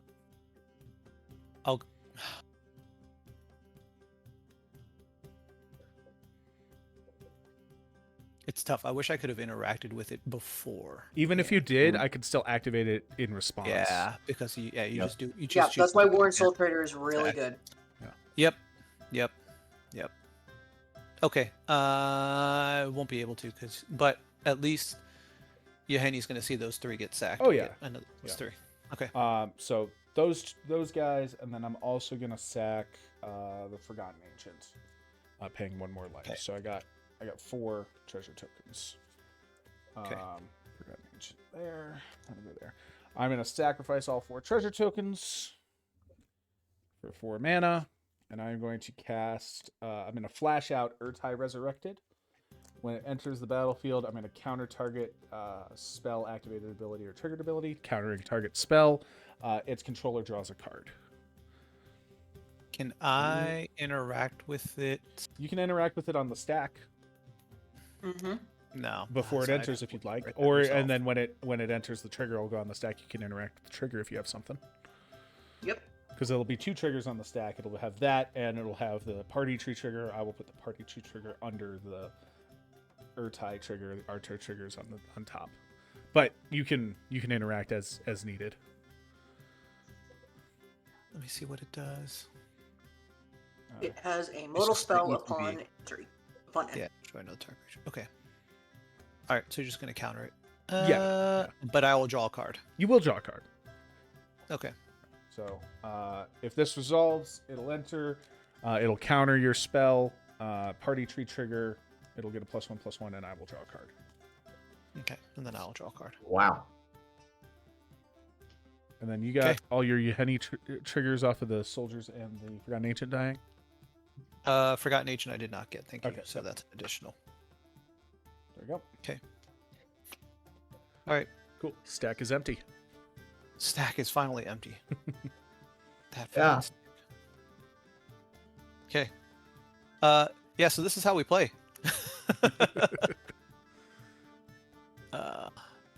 Okay. All right, I guess I'll do nothing and pass.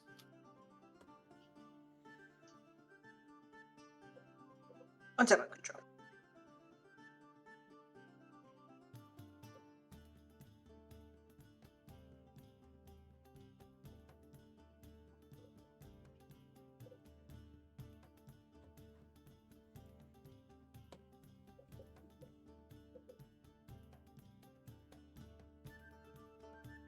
I can do that.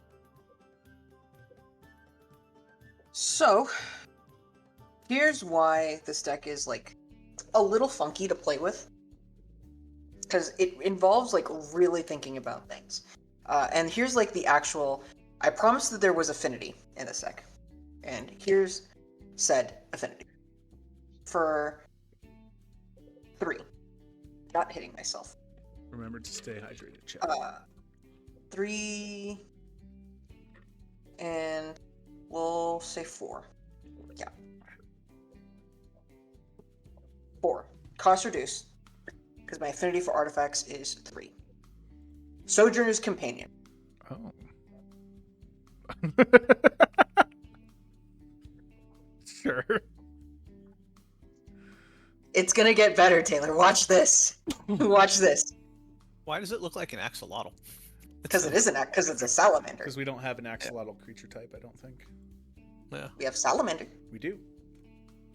And here's why this deck is honestly like kind of fun. It's if you like really know how to play the balancing game with it. As part of the artifact offering casting cost, I'm gonna sacrifice Sojourner's Companion. I'm paying 4.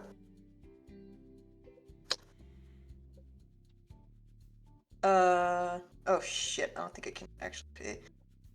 Hold on. So that is. Oh, I only need to pay that. Hold on. That's really cool. That's really cool. What are you now? Sorry. Hold on. That's really cool. So, as part of the. That's gonna go over there. As part of the artifact offering. Artifact offering. In this day and age, we would call it emerge. What do you mean by artifact For offering? I'm sorry. 2 red. For 2 red. I'm gonna play Blast Furnace Hellkite. Artifact offering. Yes, so that was sacrificing, paying the difference in mana costs. It's basically a merge. Oh, okay, sure. Yeah. It's basically a merge. Creatures attacking your opponents have double strike. Interesting. Ooh, It's I like basically a merge. Okay, sure.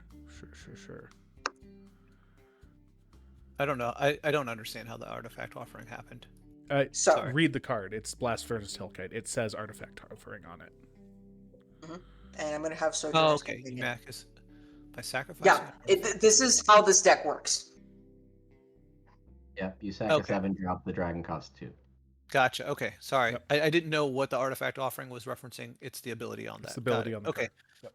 So It's- Yeheni sees you sacking the axolotl and gets a +1. I could have also sacked it for 2 mana, to get 2 mana out of it, but you know, Well, I 7 never mana said it was better than 2. illegal to be bad at Magic. Because Swifty's over there being the being the buffoonish, Oh, we got a couple of being first the time. buffoon. We got a couple of first time chatters.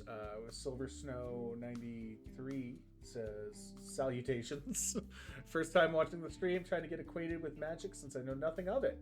Awesome, welcome Hey. on. Hey, well, this is not the best way to learn how to play Magic because we're all No. pretty wacky over here. But we Commander appreciate is you watching. Truly the worst way to play.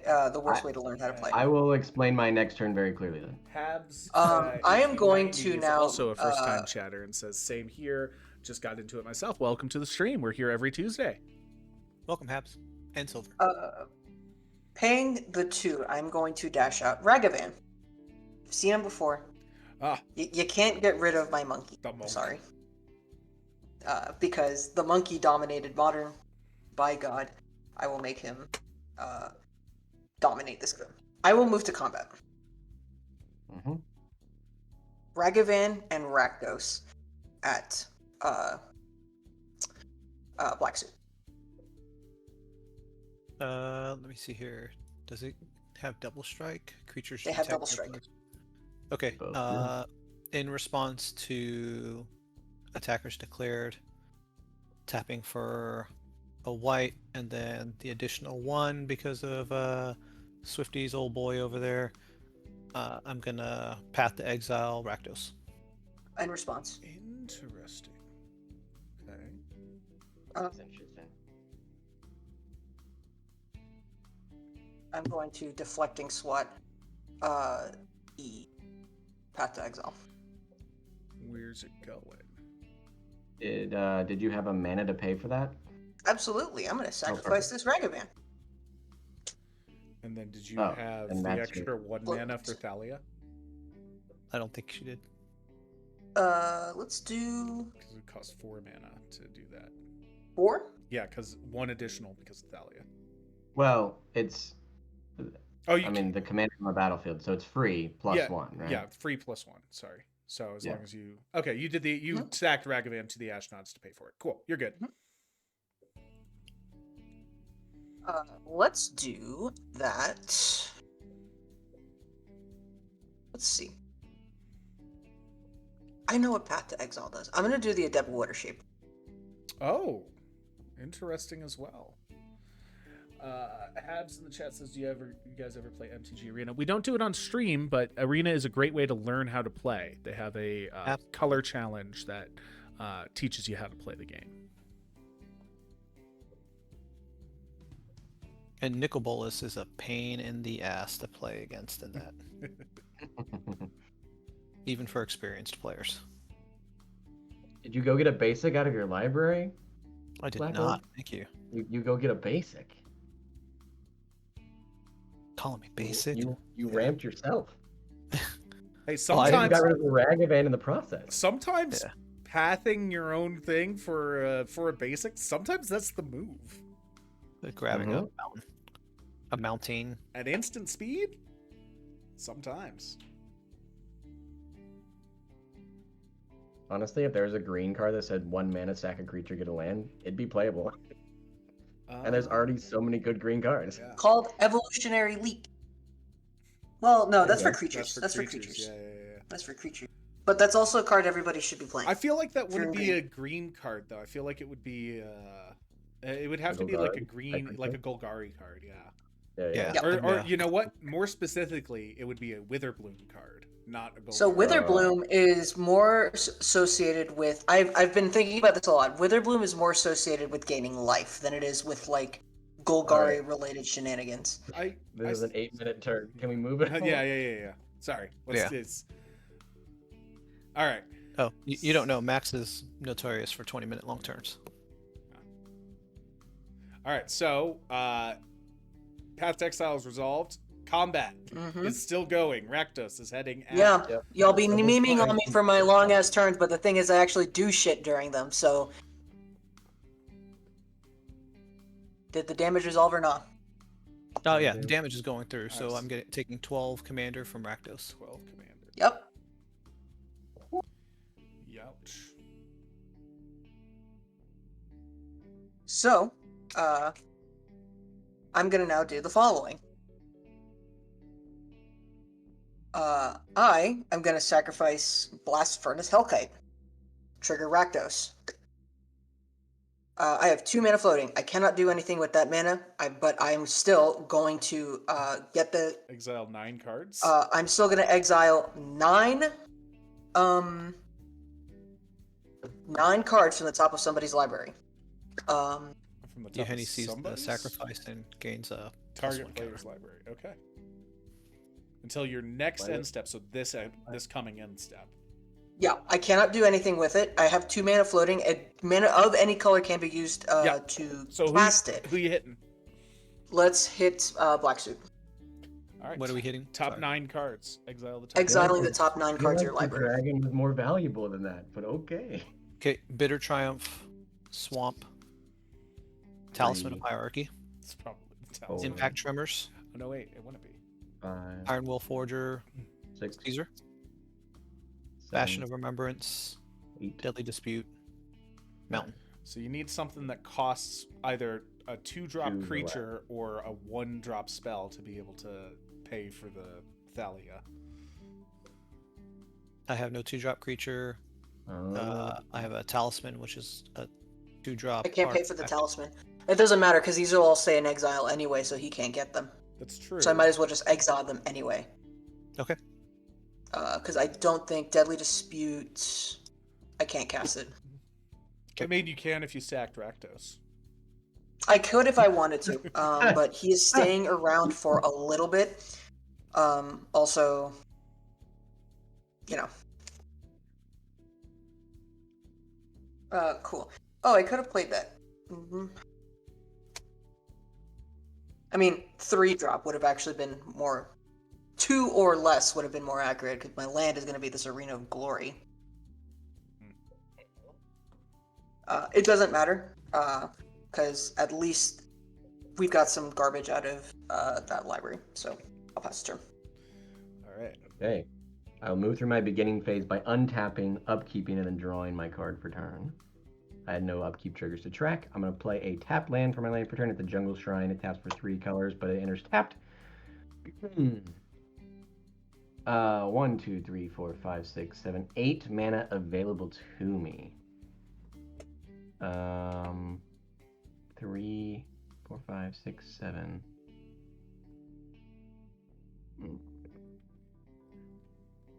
What's in my graveyard? Oh.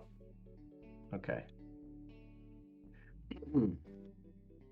4, 5, 6, 7, 8. Oh, I could technically do that. That sounds kind of fun. Okay, let's start by being responsible here. We're going to tap for white, and 1 to cast Counseled Judgment. You guys are going to help me take care of some of Swifty's board. It says, starting with me, each player votes for a non-land permanent I don't control. Then we'll exile each of them with the most votes or tied for the most votes. So, yep. Oh, I have to pay 1 extra for that because it's a non-creature. We'll pay for that with my Stereo Entertainer. Exile each. Okay, hold on. Great. All right. Let me think about this. It's a 3-way tie. We're exiling 3 things. 3 things. Yeah.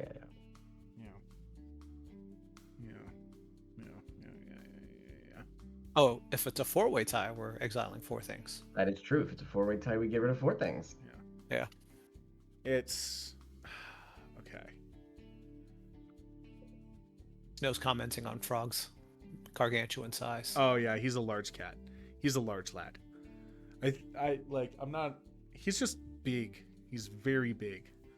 I feel like all orange cats are, honestly. He's a my cat big is cat. My cat is 16 pounds. Okay, your cat's heavier than mine, but oh man. Okay, so the problem is I need to do this before the spell resolves because I can't activate abilities during the middle of the spell resolution. Correct. And there's no targets right now. There's no declared target. It doesn't target spell at all. does not target anything. It gets around Shroud and Hexproof. Yeah. Okay. So Reward. I need. How am I going to do this?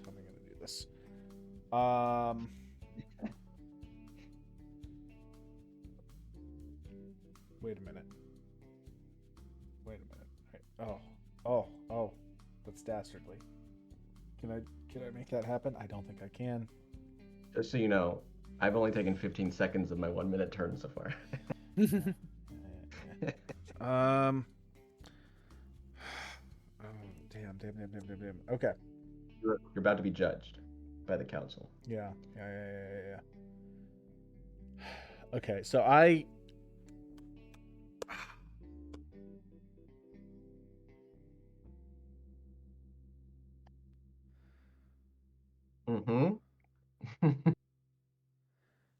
Okay. You've pointed me out as a threat, right? I did, but nobody has to cooperate. This is true. In fact, all of you could vote against it and kill something else from somebody else, and all your stuff could be fine. It just can't be my stuff. That's the only thing. Spell can't backfire. Okay.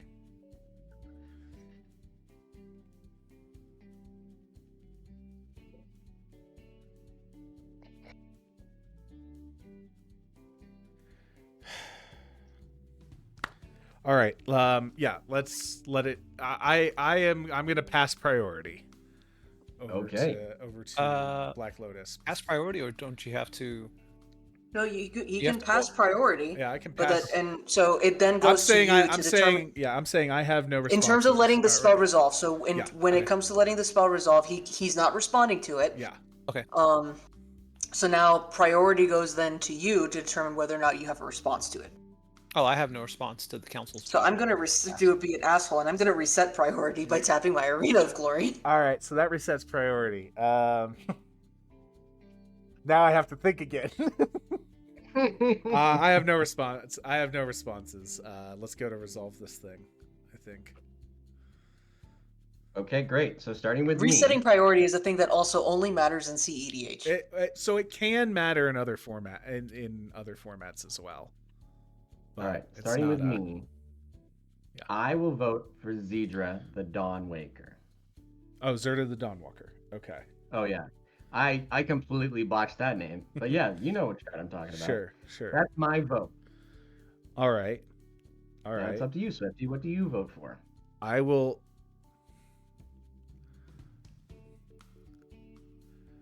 also vote for Zerta the Dawnwalker. I see. Interesting strategy.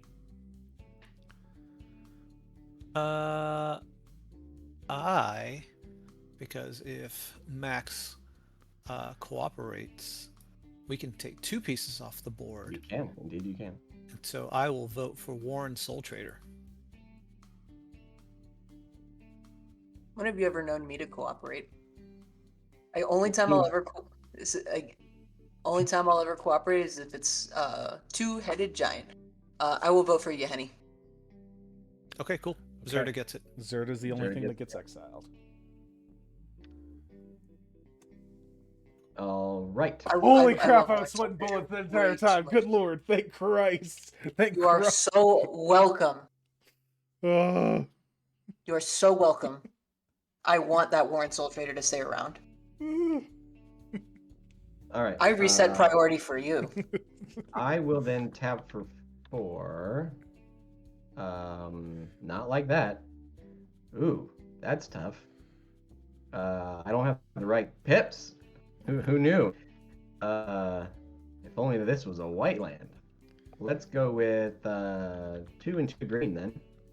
Sounds like And Manifest Destiny. I'll cast a Timeless Witness. This is a 2/1 creature that says when it enters, return target card from my graveyard to my hand. So, there are some good cards in here.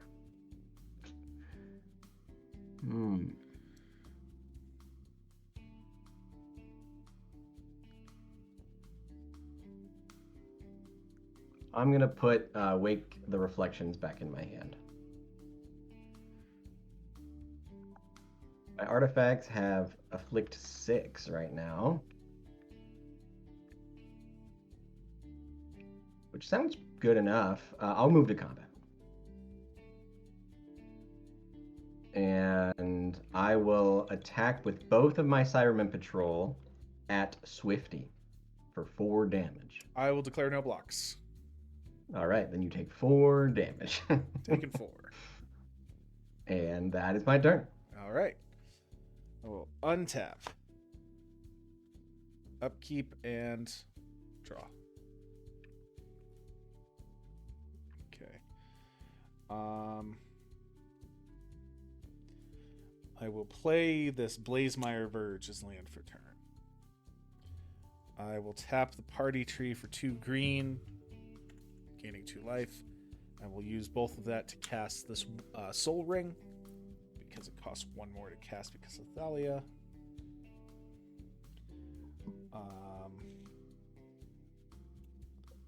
Damn. Sorry, that's the turn. I will tap for 3 mana and activate Horn of Gondor to make 1, 2, 3 humans. 3 human soldiers.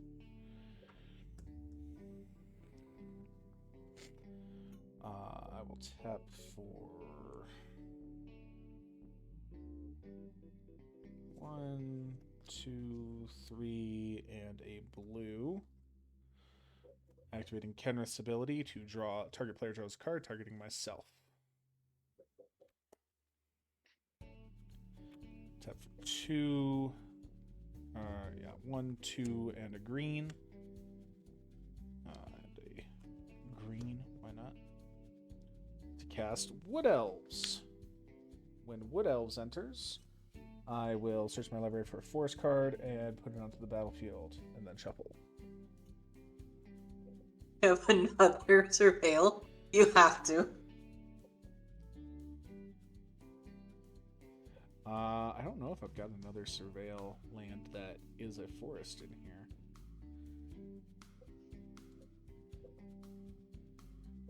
Stomping ground. No, I don't. It's just going to be a normal vanilla forest. It doesn't turn That's untapped. And then I'll have my party tree ability as well.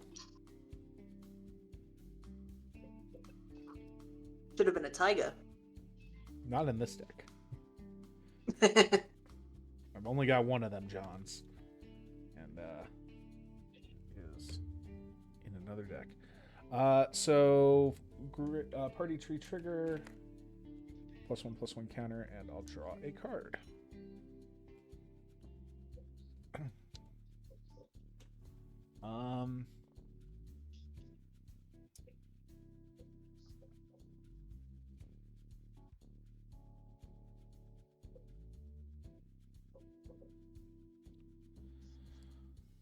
I'm going to activate Warren Soul Trader. I'm going to pay 1 life, sacrifice my Wood Elves to make a treasure. Yahedi trigger. Yahedi trigger.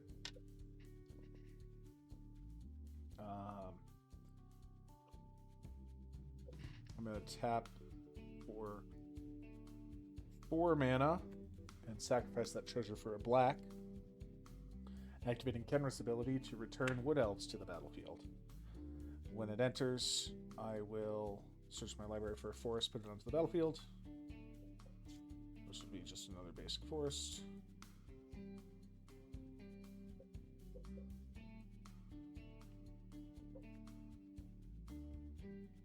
There we go. And then I'll put +1/+1 counter and draw a card.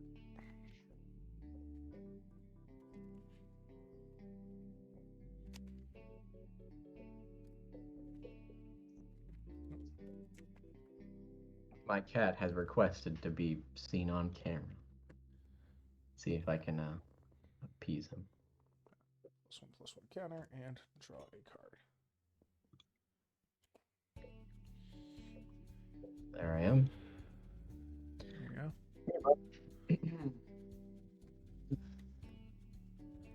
That's a big cat. That's a large El Gato. El Gato Boy. Grande. This is the boy. 16 pounds of beef. All right.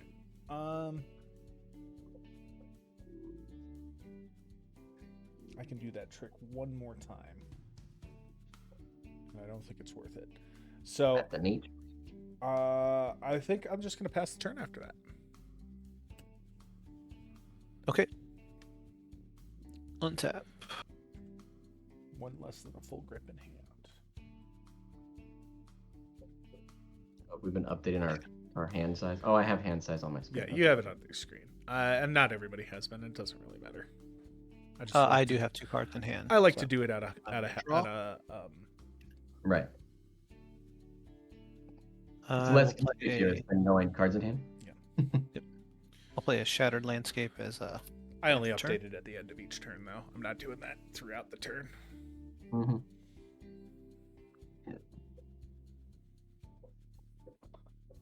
Okay. We're gonna pay black +1, 2, 3, and then I have to pay an additional for 5 total to cast this 4 CMC enchantment. Within range, when this enchantment enters, create 2 1/1 red warrior creature tokens. These are not the kind that get sacked at the end. That's really cool, actually. I like that effect. See these two come in. Created a token, so everyone's going to lose 2 life. Going to 23. 16. Okay. I'm going to need another. There's another warrior token. Okay. Okay.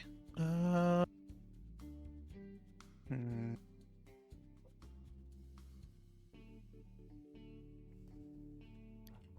Shift into combat. I'm gonna swing Henny at max. And we're gonna do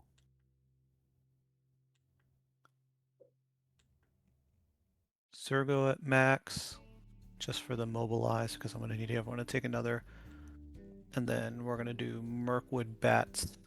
Swifty, no flyers, no reach. No flyers, no reach currently. Okay. Off that Mirkwood badge trigger, I go to 22. I believe that's Yeah, lethal so for me. mobilize comes in. Warrior comes in. Everyone's gonna lose 1 from the new Yep. warrior token for mobilize. That's the one I took. Yep. 15. I believe that's lethal for me regardless. Okay. He said, "This is what you get for not cooperating." I never I mean- will. The Warren Soul Trader just made Yahenni bigger because he sacked a bunch of stuff to keep digging. That's true. This is true. I can't. Yeah. No blocks over here. Okay. It's just the 2 Cool. flying, right? Or the 2, 3 flying. 2 flying. Taking 2. Cool.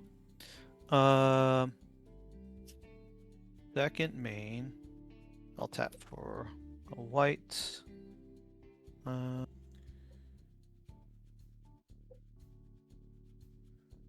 I do that?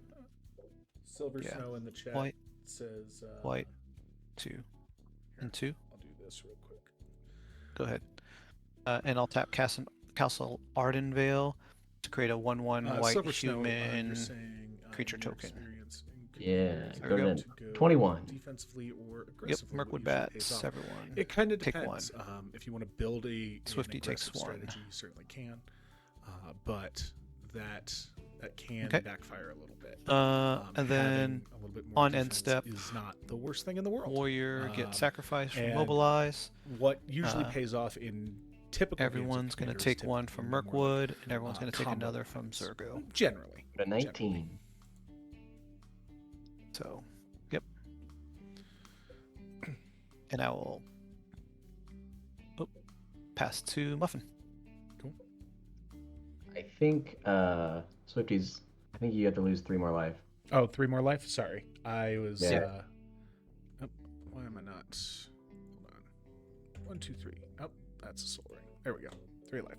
Down to 10.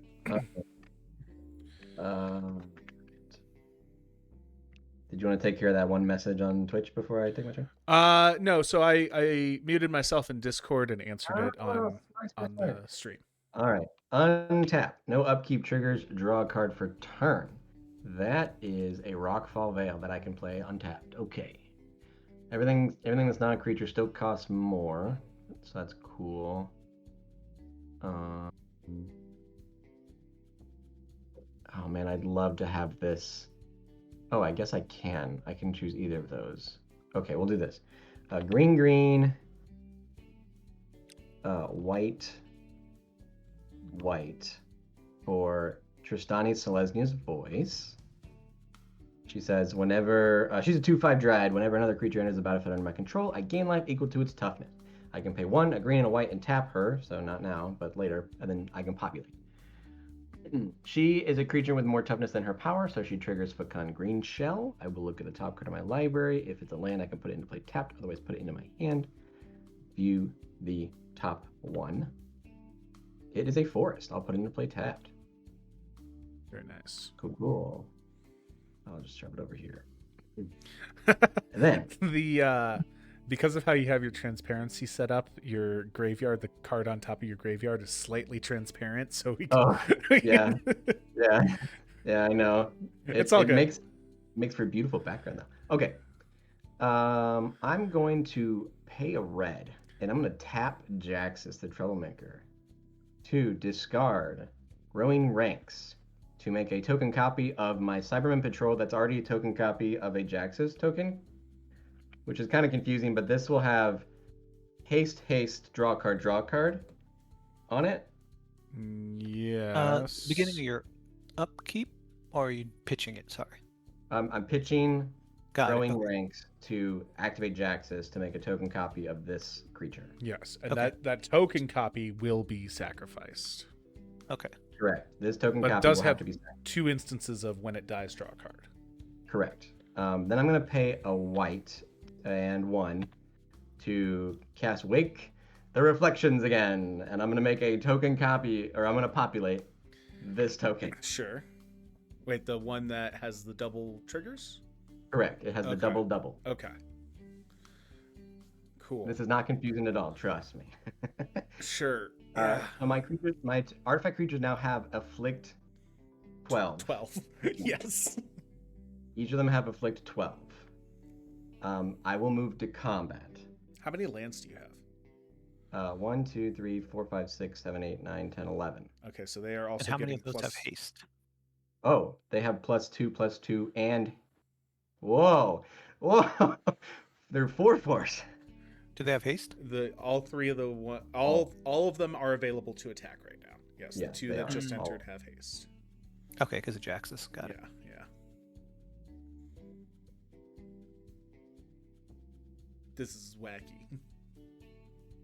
Okay. As much as I don't like what Swifty's doing, I think I'm gonna die to Zurgo next turn. So I'm going to.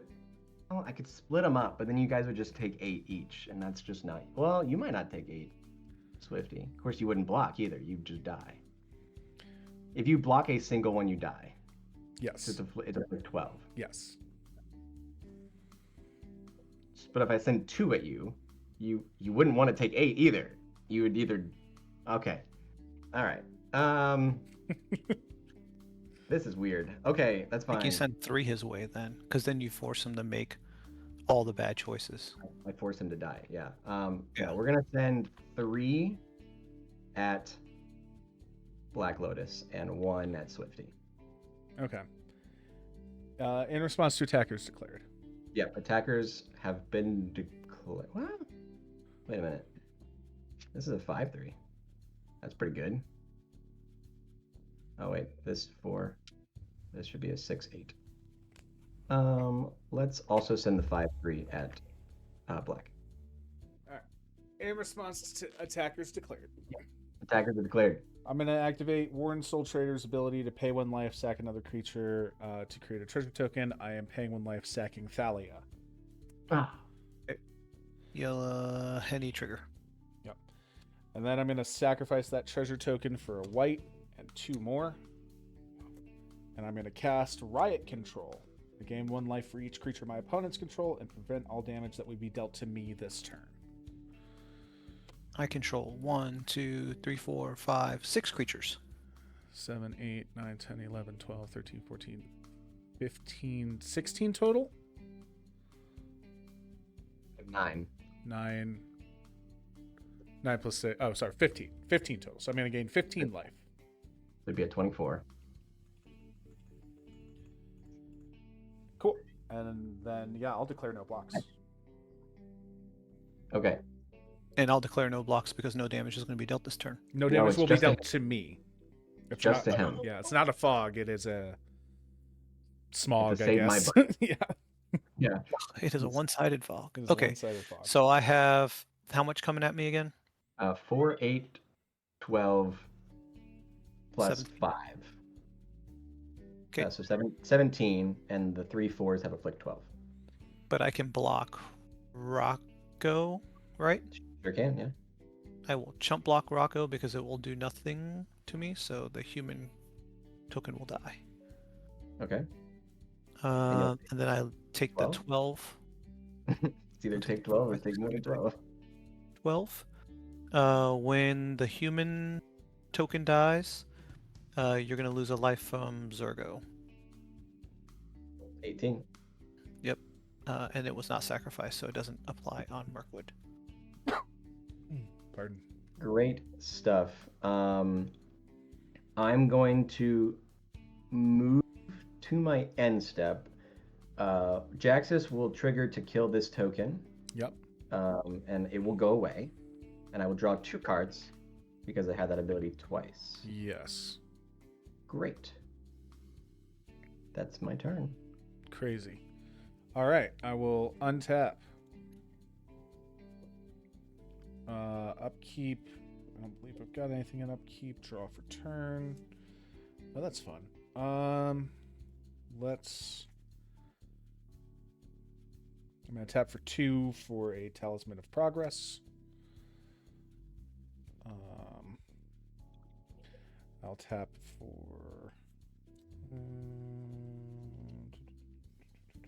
2, 3, and 1.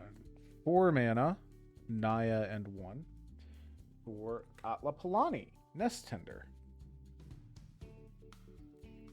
Okay. That Want to know where this is going? there's a Maskwood Nexus in here, so sacking a bunch of tokens. Yeah. to So you. okay. Yeah. Okay. It's not set up right now, but ETB, it'll get with a +1/+1 counter, and I will draw a card. Where were you 5 turns ago? It's not. Doesn't really. Somebody's teeth hurt, and I had to check on. 1, 2. 1, 2, 3, and a blue. Activating Kenneth's ability, target player draws a card targeting myself.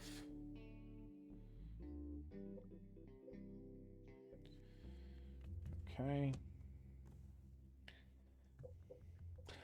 Sure. I'm gonna tap for a red, activating Kenrith's ability, to give all creatures trample and haste until end of turn. I will tap for 2 mana. Tap for 2 mana to tap Atla Palani to create a 0/1 egg. I will pay 1 life, sacrifice the egg to make a treasure. When I sack the egg, Atla Palani trigger, I will reveal cards from the top until I hit a creature card and put it onto the battlefield, the rest onto the bottom of my library in a random order. You had any trigger. Yep. Oof. Agatha of the Vile Cauldron. All right. Honestly- there we go. They're just as good. That's all we wanted. That's all we wanted. These go into the bottom of my library in a random order. All right. Do you have enough? Not yet. Agatha. Oh, sorry. This is tapped. Agatha will enter, trigger party tree, +1/+1 counter, and I'll draw a card. I will.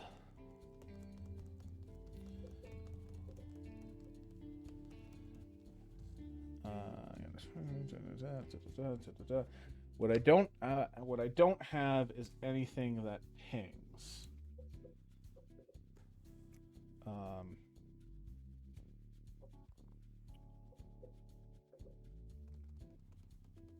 But I can start drawing cards at least. So I will tap this for a green to add a counter to using Kenrith's ability reduced by Agatha's power to add a +1/+1 counter to Agatha. So all of my activated abilities of creatures I control cost 3 less to activate right now. I'm going to do that. 1 more green. Now they all cost 4 less to activate.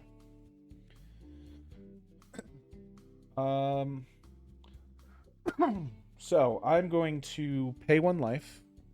I think you can. I can try to get to it. I don't have it on board right now. I'm gonna pay 1 life. I'm gonna sacrifice my Wood Elves to Warren Soul Trader to create a treasure token. This may not matter, but I do have 8 more life than I have on my tracker because Tristani saw 2 4/4s enter the battlefield. Oh, are you not able to update your tracker? Yeah, I am. I just was Oh, letting you guys okay. know I went to 26. Yep, we're fine. I'm going to tap for a black for Kenneth's ability to return Wood Elves to the battlefield. When it enters, I'll search my library for a forest. To the battlefield. So all of Kenny's abilities just cost its respective pip. Exactly. Okay. Because of Agatha. Forest. And then I will put a +1/+1 counter on Wood Elves and draw a card. I mean, you're really close. I'm close. As soon as I can get an actual ping thing, and of course all I'm drawing is lands. Will pay 1 life, sack Wood Elves, make another treasure, 3 treasures, a Yaheni trigger. Yep. Tap for a black, bring back Wood Elves, search for a forest. It's called deck thinning, people. It's called deck thinning. It is also 2 mana draw a card. Yes. Answer Silver Snow in the chat. Yes, he is using a piece of Exodia. I am using a piece of Exodia to treasure. represent. Fail to find. There are no forests left in my 404, forest not found. forest not found.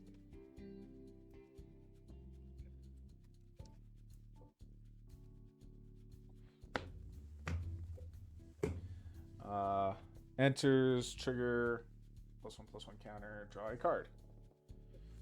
Okay.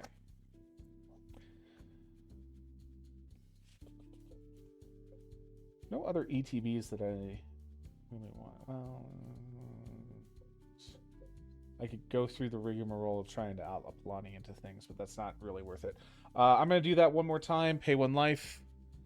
Sack Wood Elves. Make another treasure.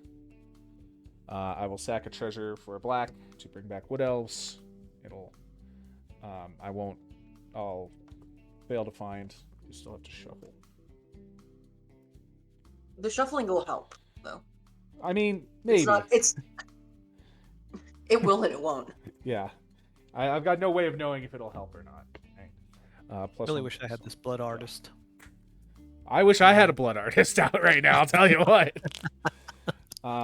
It's all lands all the way down, baby. We'll pay 1 life, sack Wood Elves, make a treasure, crack the treasure for a black, bring back Wood Elves. Still have to shuffle. I should put Super Shredder in this deck. That's a good card. +1/+1, draw a card. Mm-hmm. That doesn't help actually, but gets us closer. Sack Wood Elves, pay 1 life, make a thing. So I also built a Zergo Stormrender deck, and I just saw him as kind of a Blood Artist effect, and I was like, oh, well, let me just make a super wide board and then cast him and kill all my creatures with a board wipe and win the game that way. So my goal is to just hit Zergo, or like hit a Zergo dupe, just a redundant effect, get 2 on the battlefield and board wipe my board with 20 creatures, and win the game. Win the game with that. It's pretty fun. It works. I mean, my Blade of Selves got blown up really early. Yeah, that's true. I'm gonna sacrifice all my soldiers to 3 more Yaheni triggers. 3 more. So, 6. Yeah, we're at 6. I'm gonna tap for 2, 3, gain 2 life, and crack a treasure for 1 for 4 for a Maskwood Nexus. There we go. And that should help speed us through this. So I will sack that Wood Elves, pay 1 life, trigger out Lapalani, going from the top until we hit a creature. Snapcaster Mage. Okay. Ooh. I don't think I've got any good hits in here for Snapcaster Mage. I don't. I guess a Cultivate. No! Are you kidding me? I guess I'll Cultivate. That's more deck thinning. Well, yeah. These guys go on the bottom. You still have to pay for it, though, don't you? I do, yeah. Which I will. I had select it when it enters the battlefield. These guys go randomly on the bottom. He's sacking and drawing until he can find his win condition. There's draw.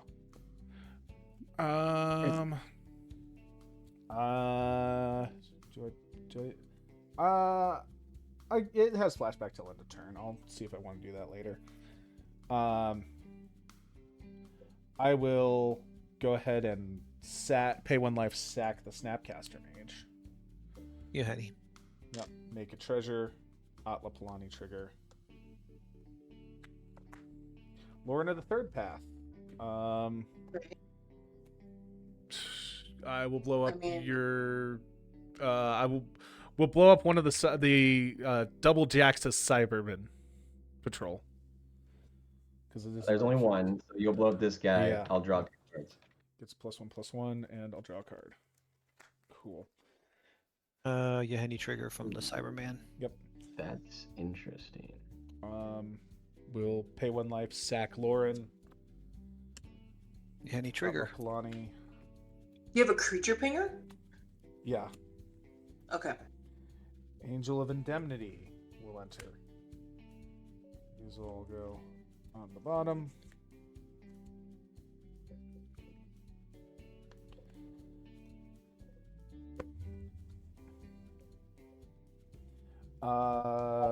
Gets a +1/+1 counter, and I draw a card. And I return target permanent with mana value 4 or less from my graveyard to the battlefield.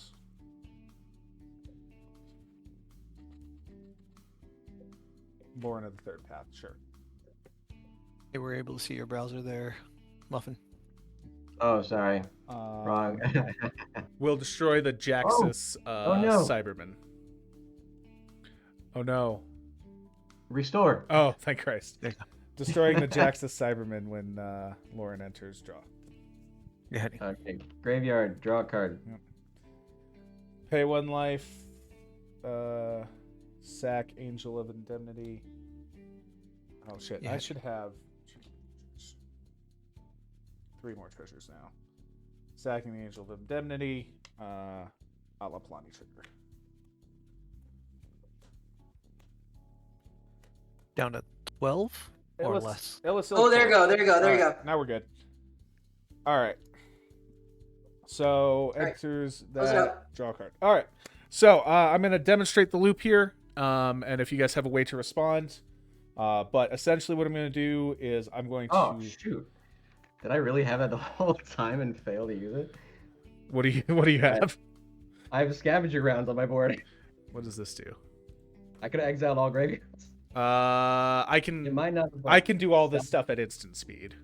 That's fair. Like you could do that, activate that right now, and even then, nothing I have done would not have been at instant speed.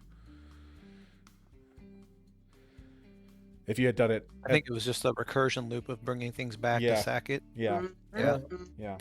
He could have stopped you from digging. It's- No, it's so- not gonna- it wasn't gonna- because it's all at instant speed as it's going. So even with that exile Ah. at the bottom of the stack, it's still just stacking on top of it. You just stack on top of it. So here's how I'll show the resolution. I would pay 1 life, sack Urtai Resurrected, to make a treasure. When he dies, you each lose a life, and then I use a treasure to bring Urtai Resurrected back, using Kenrith's ability. When that enters, I gain a life. And I will just keep doing that, so that offsets the life loss that I have to pay for Warren Soul Trader by getting it every time it comes back, and pings you guys each time I do it. So if I do that 26 You times, see why I targeted the Warren Soul Trader? yeah, Warren Soul Trader is the crux of this. But also, when I said this is like a 5-card combo, it is a 5-card combo. 100%. It needs. I was so 1, excited 2, to actually see Kenrith's three, Agatha's Soul 4. Cauldron do something. Yeah. It needs 1, 2, 3, 4, and then at least one other creature, Urtai being 5th. And it can't be a token. So, anyway, that's the combo. If you guys have any way to deal with it on the stack with split second, now would be the time. Negative. Not I. All right. Then I'll do that a bunch of times, and I'll do You have to name a number. it 26 times. There you go. There we go. Huh. We had 2 games end in infinite combos. Yeah. Tonight. I think there might have been a way I could have interacted with Scavenger Ground. So Maybe. if you had 'Cause, done like, it, when we- if you had done it in my upkeep, but I don't, if you had done it in my upkeep, that definitely would have caused an issue for me. I would have Yeah. had to go a little bit more frantically at it. You would have had to dig a lot deeper. I would have had to I don't do think it. it would have. I don't think it would have stopped the combo, but you would have had to dig a little deeper. Yeah, because none of my combo pieces were in the graveyard. Mm-hmm. Yeah. Like they weren't being brought back from the graveyard by any of the effects. They were all stuck in my deck. Good games. Yep. Yeah, good game. Mm-hmm. Alrighty. Well, that I think we'll call it. That was a 4-hour stream today. But we got a Tiny Leaders game in. We got our last Tiny Leaders game of the month. Our last Commander game of the month, I guess. And then so announcements for featured format for April is going to be Pauper, normal 60 card Pauper. So we'll be doing some 1v1 feature matches. We'll be putting out some signups in the Discord. I'll make the announcement here after the stream is over. So yeah, we're gonna be doing some normal 60 card 1v1 Pauper. It's a very fun format. If you're not familiar with it, it only uses common rarity cards. It's got a ban list. It's a 60 card format 1v1, and you can have 4 copies of each card in your deck. It's a very fun format. It's a very accessible format since it only uses common rarity cards, so they're typically the cheapest cards. Extremely healthy format. Too. Yes, and it is also the meta for the format is very good right now. There's a lot of variety to it. You can play a bunch of different archetypes. Vamp is saying we do 4 1v1 games using Convoke. That we can see because you can put 8 people in a Convoke pod. So I don't think we'll be doing that, but it would be really cool to see happen once or twice. Anyway, so that's going to be it. I'll put the format rules in the Discord. It should be a lot of fun on that. So we will be here next week with our featured format, starting with some Pauper. And then if we have some folks that want to do some Commander games afterwards, we can certainly get that going. And then on April 18th, we have our Pauper DAF GL event. So that's going to be a one-day bracketed tournament for Pauper, and that's going to be a lot of fun. So build some decks and have some fun during our Tuesday night Magic, and get your reps in so that you're ready for the actual Pauper event on the 18th. I'm looking forward to it. I'm hoping I'm going to be able to hop in and play some. And then also coming up, we have of course our MagicCon Las Vegas event coming up, where we've got some members from Air Force Gaming heading out as a PTDY. If that's something you guys are interested in, Max will be there. I'll be there. We got a bunch of our members going to be there. If that's something you're interested in and you haven't already signed up with us, let us know in the Discord, or ping me on the Discord specifically, and I can get you added to our PTDY letter. There's still some time. We're just about a month out. That's that first weekend in May, and it's going to be a lot of fun. And then we are also accepting signups for the PTDY for MagicCon Amsterdam, which is going to be in July. So if anybody's interested in that, especially our USAF members, please reach out to me in the Discord at SwiftyCaesar in the Discord, and we'll get you the info. Also, make sure you're signed up at airforcegaming.com in the Magic the Gathering community, so you get all the emails when we send out these PTDY opportunities, because that is the first place we send them out to the Magic the Gathering thing. I don't inundate your emails with stuff. I only put in when we've got really cool things like the PTDY opportunities. So don't be afraid to sign up. It's not like a newsletter that's going to hit your spam folder every day. It's I think I've sent like 4 emails the entirety of last year about the programs we had going on. So keep an eye on that stuff. And then we'll be here next week, same time, same channel, having a lot of fun, playing some games, and just hanging out with our great Magic the Gathering community here at Air Force Gaming. I'm going to go ahead and take us off stream, and we'll call it a day. I hope you guys all have a great rest of your days. And Question for you, Swift. see ya.